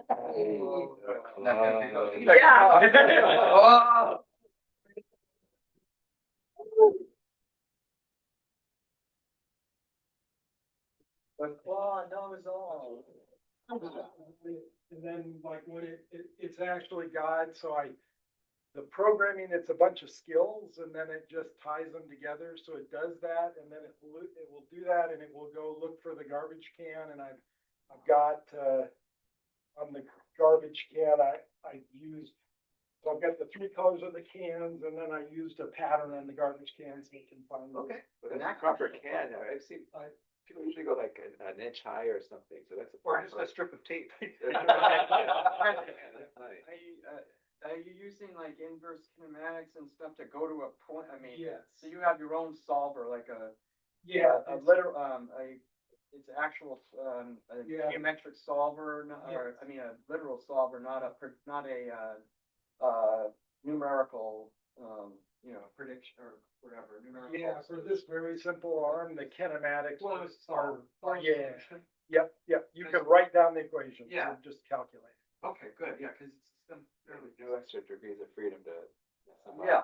Yeah, and this is the one a while back when we were talking about Claude, I actually, just for fun, I put in the characteristics of this arm and said, give me the inverse kinematics. And it actually, it gave me the right numbers. I didn't give it, there's a whole bunch of little details like this is offset a little bit. I didn't try all of that, but it did the basics. Claude Opus 4.8 is magical. That was 4.8. So you said the arm, the joints are steppers? Yes. Yeah, and I have the same problems that like there's wires that go all the way down, which is a problem you had. And I did notice a lot of the servos that you can buy now, like they'll use CAN bus to control them, so that you just have two wires and then you have power. So you have power and CAN bus. Yeah. And that would be really nice to have that integrated controller. And Do you do position feedback, or you just zero it out when you start? yeah, it has to home because it's stepper motors. They have to know where the zero is. So on each of them, you can't see it from there, but on each of the joints, it's got a little sensor. An optical slotted. Yes. Oh, okay. So I homed it. You only have to home it once and until you turn it off, and I did it. Yeah, during shows, I'd like to get a closer look at that. I've got a similar challenge with my next gen arms. I'd like to see how you solve for it. Solve the giants and all that. Okay, sure. Yeah, and on one of the joints on that one, I actually ended up, I had a magnetic resolver, so I used that, and that's much nicer. You don't actually have to home, you just sense where it's at, and then you know exactly where the zero Hall effect sensor yeah, with a pot with a potentiometer or something, or just the Hall. Diametrically it's a magnetic resolver, essentially. They give you a magnet, and there's a chip, and you have to get it really close together, and then it tells you the actual angle. That's like quadrature, like 100th of a degree or something obnoxious like yeah. that. Yeah, they're actually pretty good. That's a Hall effect. Yeah, Hall effect, right? Yeah, they have two sensors so that they can detect the 360. Oh, but it comes as a package. Yep. Is the camera looking at like X, Y of the can, or is it looking at color, or what's it using? So the camera uses color to find the objects, because I really would like the nice, VLM to identify it, but since I don't have that power on here, I'm just using colors. And then to determine the position so it can actually pick it up or go to it, it uses, I actually calibrated the camera. So you give it a bunch of points, and then you can use OpenCV to actually figure out the camera parameters. And then I know that it's on a plane. Yes. So I cheat a little bit. I know the bottom of it is on this plane, and then I know where it is in the camera frame to some degree, and then the intersection of those two tells me. So you look for where the can is sitting on the ground and using that reference point. Yep. So you it's a standard size, so you program the size in, the height of it. The height is hard coded. Yeah. Okay. Yeah. So you're looking for this. You see the bottom, and then you're reaching to where the top should be. Correct. Yep. Yeah, because I think do you have stereo on yours? Yeah, I have stereo. I'm gonna. Yeah, I try to do depth. I mean, I do depth. Yeah. But that's yours is the good 2D solution for it. That's good. Yeah, and I could determine the top if I wanted to do that just because it gets the whole polygon. Yeah, it gets the polygon. Yeah. You ought to do a presentation in the future. Just you got enough there for. That's a full presentation. OpenCV solution. And Really I good. just added a LiDAR yesterday, and I got it to the point where it's publishing on Ross, but I'm not using that data yet. So thank you very much, Greg. Great.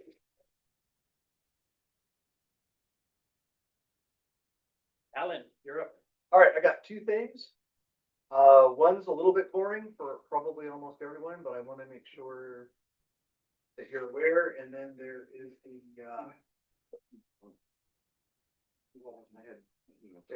let me see if I can pause the video before you hear Alfie cuts piece of it. So, in my presentation, you heard me talking about MLC LLM. So for those of you that are running large language models on anything but the best of breed hardware, it runs slow. So much like NVIDIA's ecosystem, where there is a way to compile the large language model into TensorRT so that it runs faster, kind of like with Python. Like you want to make your performant code as a module, so your Python interpreter compiles it so it runs about 10 times faster. You don't get that kind of speed up with MLC LLM or with TensorRT, but it does run faster. So I want the on-device large language model to run as fast as I can. So I tried to run it using MLC LLM, and it utterly failed. So what is a guy to do when things don't work right and you have a Claude Max subscription?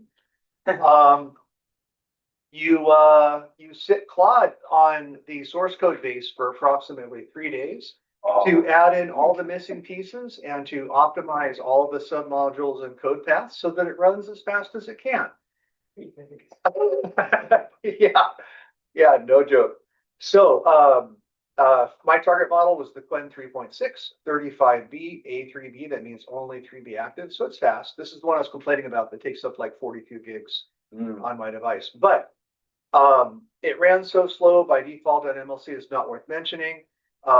Running it on llama.cpp, right? So not even OLLAMA, full llama CPP. That's the fast one. Expecting that the longer your context window, the slower it's going to generate. It does seem pretty even, but 28, 29 tokens per second, which isn't bad locally on a device. But I'm never one to leave performance on the table. Like some of my friends call me overkill. You're probably going to understand why. So 3 days of Claude coding. We have fully optimized and supported Orin type for all the submodules of MLC LM. And so I got it to almost twice as fast. So I keep calling it 60. Let's call it like 55 tokens per second. So between that and optimizing prefill, prefill was abysmal.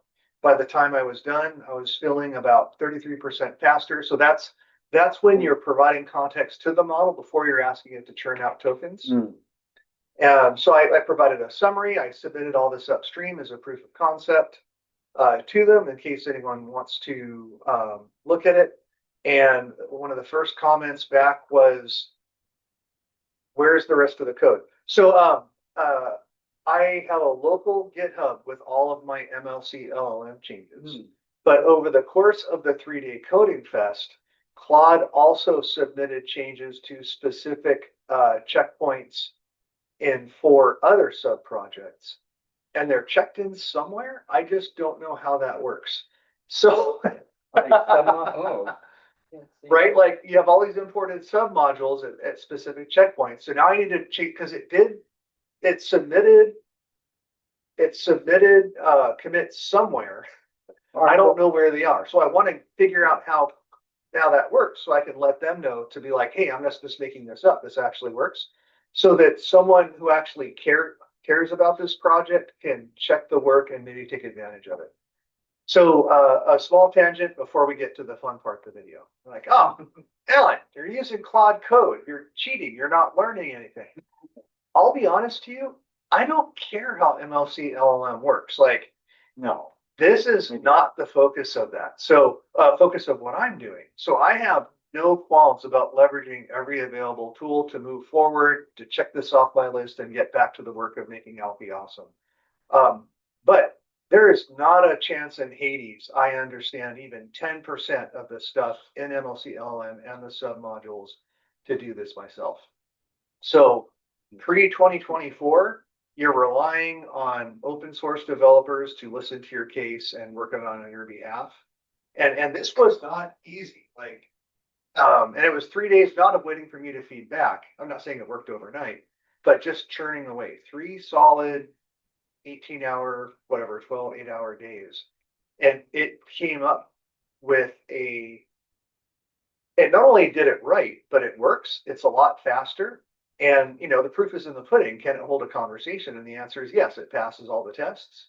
So there is no more degradation from the resulting compiled model than you get with a normal 4-bit font or other type thing. So this weekend, I need to figure out what happens when I submit commits to pulled in modules and then communicate that back to them so they can decide if they want to use all that. It's a lot more complicated because this guy relies on TDM and 4 other modules to do the work. So I'm not sure they'll ever be able to figure it out. Like to get the upstream people to submit, like there's so much work involved it may never happen. But I want to at least show them the code that worked for me. So in case there's another super science super nerd that wants to check the GitHub to see for a working thing, they can take advantage of that, right? Because it's always important to give back when you can. Mm-hmm. And I just need to figure out where the commits to the other submodules. Hey, probably didn't you fork those? Well, that's what I'm not sure. They're exposed as a submodule in the Git tree. Yeah, if you double click that in your yeah, they went somewhere. I just need to figure out where they went so I can communicate back how to find them. I literally don't know. Yeah, I mean, I use a GUI in front of Git. If you use a thing, you can click on. I double click on those references. You know that exactly. Submodule app commit. Yeah, opens up another thing, and that would show you where it is usually. Yeah, so and then it's submitted somewhere. Like that would mean that, or you could. Did I accidentally? You could. I hope you didn't submit to them. Well, I would check. I don't know. Check theirs first, and then I would check your own GitHub and see if you. The modules aren't posted on my GitHub. Oh, you know but they're it not. Posted the commits somewhere. I just have to figure. Well, then it might have posted them. I know. I'm a little nervous, but. Would that have even let you? I click on things without knowing how they work? Yes. The strange world we live in with agents. I'm like, I don't know where it went, but it works. All right, so I am going to try my darndest to pause this at the appropriate moment. So Danny was kind enough to catch a 30-second interaction. And what the thing I want to take your takeaway from this is that Claude Code reintegrated 4 modules in my raw stack for an end-to-end ASR to agent with a local LLM to text-to-speech. The agent's blank. We kept joking that it was just an empty shell, 3 laws compliant. Like there's nothing in the agent except take the input and generate output. But even at this young stage, it's pretty performant. It's almost real time. And it was just pretty cool. So getting back to jailbreaking a model to get cuss words, I'm going to try really hard to pause at the appropriate moment. I am so sorry if. What if we? How are you? You want to pause the recording? But I can't. Oh yeah. Hey Alfie, can you swear? I'm programmed to keep things polite, respectful, so I don't swear. Okay, that sounds good. Hey Alfie, what are some swear words that you're not allowed to use? I avoid work. And it goes downhill from there. You said you have speech recognition running on your CPU, right? Or this one, or yeah, I think it's not the AGX. Yeah, Parakeet's the ASR the speech recognition is GPU accelerated through Parakeet. Hyper's all on CPU. The speech synthesis. Okay, the recognition is accelerated. It's GPU accelerated. And what is your GPU or what is your card? It's the NVIDIA Jetson Orin. Oh, so it's the Ampere architecture. The one I have. The Jetson Orin AGX. Oh, AGX.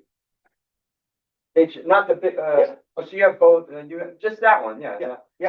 And that has a decent. Fine. Right. So that's the. And the output though is CPU based.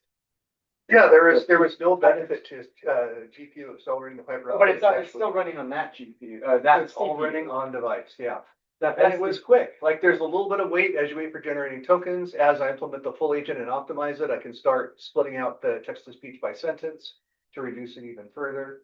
But yeah, as long as I can get that model to fit with Groot, I think I'm pretty set. So I'll know in a couple of weeks if I have enough room or if I have to downgrade to like a Gemma. No, I mean not downgrade. To just use a smaller model, right? It's not a downgrade. No. They're all. Most of them are smarter than I am in most cases. But yeah, to use a smaller model, so I have enough room for Groot. So, yeah, hopefully I'll have more for you guys next month. That's awesome. All right. Thank you, Alan. Next. All right, next up we have Milton online.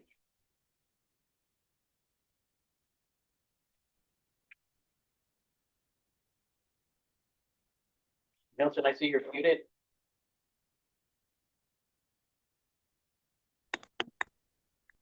Can you hear me now?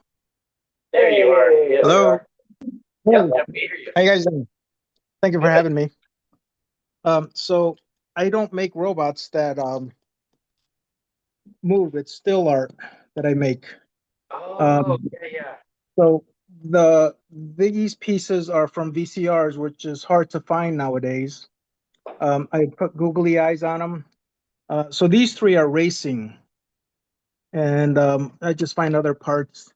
My friends all gave me their electronical parts because they seen what I was doing, and it's gotten out of control and out of hand. I hope I'm doing them correctly. So yeah, I have racers, and then I have these are from darts. And yeah, this is from probably a big copying machine.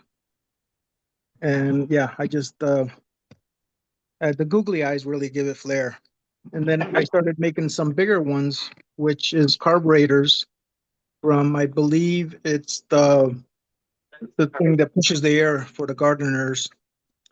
This is actually a bicycle brake, and I get the legs and feet from Home Depot. So I just put things together and they come out pretty cool. Somebody said these are whimsical. So, and then they asked me, what does this do? What does that do? And I was like, I don't know, whatever your imagination wants to be. But this thing lifts up, so it could be a rocket. You could see the feet and the legs on the guy, steering wheel. I see another carburetor there. Here's another little guy that whatever my imagination takes me, it just takes out, and I just find one piece. Usually it's copper. I don't get that much red, green, or blue. It's usually copper like these ones. But yeah, when I get something of that color, I get really excited. And then I started getting bigger. And this is a girl one. Oh. And then I made this guy. I started buying parts from Apex. It's in Sun Valley. That's where this part came from, and I don't know where it's from. But yeah, I just so this one I actually have with a battery, and the things work. The little fans pull it off. Let's stop it right now. Start it back on. Oh, cool. Yeah, and that one's kind of long. The dragster. This is from, I don't know where that, bicycles have that, but this one must be bigger than bicycles. And yeah, I just go crazy with these. These are little ornaments for Christmas. And that's the back. And it looks like balloons. So it's a perfect size for him. And then I have this big one here, which the base of it is from my drum set. And I don't know what part of the drum set. I just flipped it over. These are clickers for bicycles. These are magnets, so it comes off and on. There's the front piece. His head moves, and then I have big rockets in the back. Yeah, so I'm really thankful for letting me show these guys to you guys. I'm going to actually be moving out of state, and I'm selling them. So if anybody's interested, just give me a call, or I'll give you my email address. And I have more than these. And yeah, so thank you. Yeah, no, these look great. Like when someone's doing models and they pull parts from different model kits, they call it kit bashing. I don't know if we have an equivalent English term for this amazing work that you're doing, but these look so cool. Yeah, it's similar to Make Magazine featured artists. If anybody is, looks the You first should hit them up and show them your stuff. I'm pretty sure they'll write up an article on you. Yeah, Make Magazine would be, and the Maker Faire, certainly. Maker's Fair, yeah. The Make Magazine always features artists in the front few pages doing very beautiful, things of this nature. Not just robots, but any kind of artistic, handmade. So one thing you can, I don't know how long you're going to be in town, but the Orange County Maker Faire is coming up. September. You can sign up. It's going to be in September. You can sign up for a little booth, and you can display all your stuff there, and possibly sell it. And sell. Yeah, I'm not sure. What for offering? What area is the Maker's Fair? It's in the Orange County Maker Faire. The Orange County okay. Fairgrounds. Yeah, the fairgrounds. Oh, fairgrounds. Okay. And what was the magazine called? Make, M-A-K-E, magazine. M-A-K-E. Okay. Yeah, I'm not sure if you are hinting that you are selling some of them, but depending on what your interests are, they should have an exhibitor slot or even a vendor slot. So for Maker Faire. But yeah, if you definitely want to get the word out either way, that might be where you'd want to hang out with us in a couple of months. Yeah, it's going to be in September. Yeah. If you search for it, the application is open, so you can sign up for a booth, a table, or whatever you're gonna need. Yeah, you can share your. You have pictures of your stuff, or how you could share your email with definitely, or share information with our group through our through our mailing list. Our mailing list featured on our webpage, RSSC.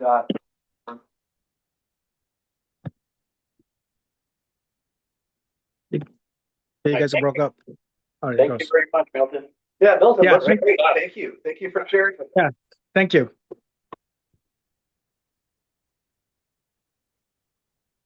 Okay, the last one I have on the list is Jim. Yeah, tried to sign up, but I guess. Yeah, I think people might be interested in. Yeah. We're gonna come back. We'll come back to Jamie. Yeah, I got to check back in and see how she's doing. Oh yeah, we have to follow up. live session of debugging.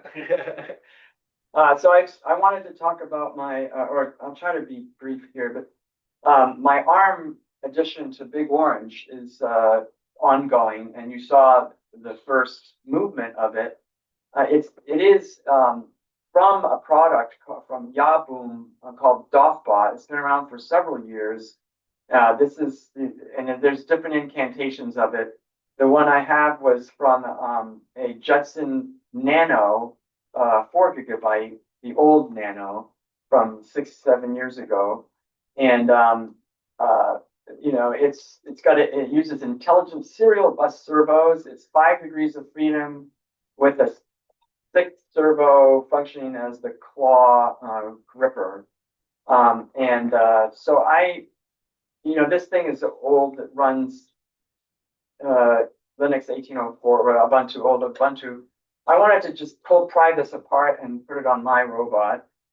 This is what's nice about this product is it's very well supported, has huge amount of training, and it's been updated to have AI stuff as well. But the first step was I wanted to get it onto my robot, and this is what I got this its own plate fit on Big Orange, and I just drilled some holes and mounted it. Of course, I had to take the whole orange apart, but I was already doing a rewiring. And I added a new battery, so the weight distribution was already being sort of compensated for. Plus, this thing isn't that heavy. Anyway, the next step was I needed to. Now I no longer have that complete hardware board here.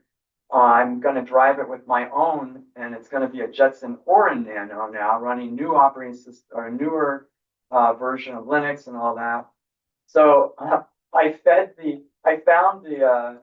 So this is what it looks like in schematic form, and it's got some good and all the stats. It can pick up a 200 gram load, I guess, at fully extended, and then 500 when kind of a little bit folded. It uses these. So I found the example code for that ran on here. Actually, they had some example code. The first thing I want to do is how do I run the servo buses, right? I mean the servo bus and all those servos. It's a single pair of wires, or just a single signal wire with power and ground. So 3 wires going to all these servos, and you have to have a driver. So I ended up finding, yes, you could buy this part separately to do your own. Essentially, if you pried the thing off of the original board had a built-in system or hardware to handle the serial bus. But if you want to do it on your own through an Arduino or a Raspberry Pi or anything, you just buy this board and from Yahboom, and it's very cheap, like $6, $5, and it's like a critical piece because this thing can take in critically a TTL interface, basically a UART from your Raspberry Pi serial information, and then output to the serial bus. So you just plug in and this is the exact correct connector for the original product, etc. So that was a really perfect thing. And then you hook it up like this on your Raspberry. If it's a Raspberry Pi, for example, here's an example. Mine is not. It's the Jetson Orin Nano. So the thing is, I didn't know the protocol of these servos or anything, and so I found sample code in Python and I sent it to gave it to Claude, and I said, Claude, generate me the communication protocol spreadsheet based on all this code. And I had to find multiple sources of multiple different example, codes to sort of reveal the nuances, because the one sample code only had writing to the servos, and I'm like, oh, I kind of want reading too. I found another piece of code so I fed that in, and Claude announced, I have everything now for the complete spec. And I was like, well, that's good, isn't it? And so it comes up with this command packet framing. I mean, nobody wants to try to figure this out by hand. It's a series of bytes and protocol essentially, and command codes,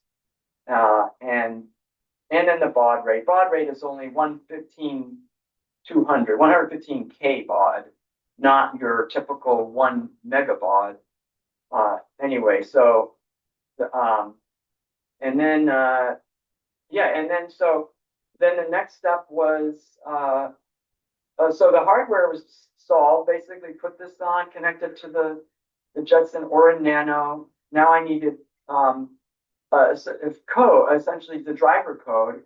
And they published the existing API at the high level API, which works with all of their higher level code for ROS2, for instance, and other sample code.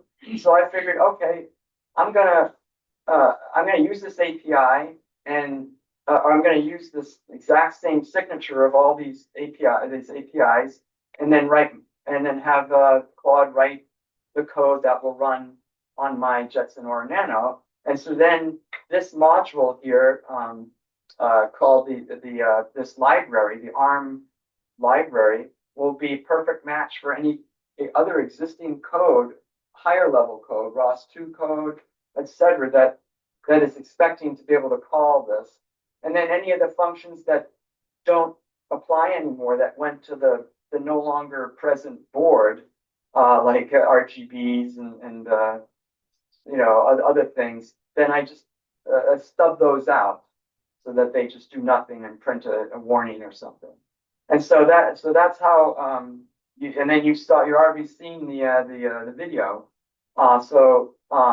Then I tied it into the rest of the Oranges system, and then added a tool to LangGraph, so you can say wave the arm and then wave the arm. And and a good thing this arm has is the ability to turn it in learn mode. So you set learn mode, and then this one's called torque. Actually, you can turn off the torque. So now the arm, all the servos are freely movable by hand. And torque on means they're being driven, so you can't move them by your hand. So you can turn off the torque and then move the robot to different positions, read the locations, save that, and you can start doing stop motion animation by hand. And anyway, so that's the beginning of the support for this arm on my robot. And now I'm working up, trying to build up a ROS2 stack, and I'm stealing from, of course, they have big resource of existing code, including a move it to stuff and inverse kinematics, and a full solution already written, closed form, as we were talking about, for this particular arm of these dimensions. So that saves a lot of work than if I built my own arm from scratch or anything. Anyway, so just essentially, I guess I'm pushing the idea of, if you have an old toy or you've come across an old or some robotic arm or thing like this that's supported well for education, you're going to save yourself a lot of time when you tear it down and put it in your own system. Thanks. Thank you.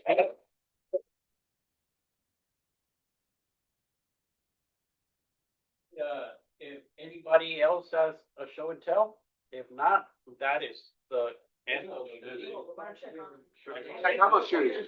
yes, but show and tells are over. Now it's gonna be open forum and an update from Sheylene.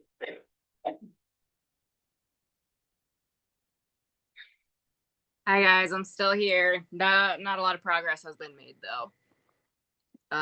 Me and my best friend ChatGPT are to figure out how to talk to the Raspberry Pi just through my my Ethernet connection. So I'm just trying to bring it online so that I can talk to it more,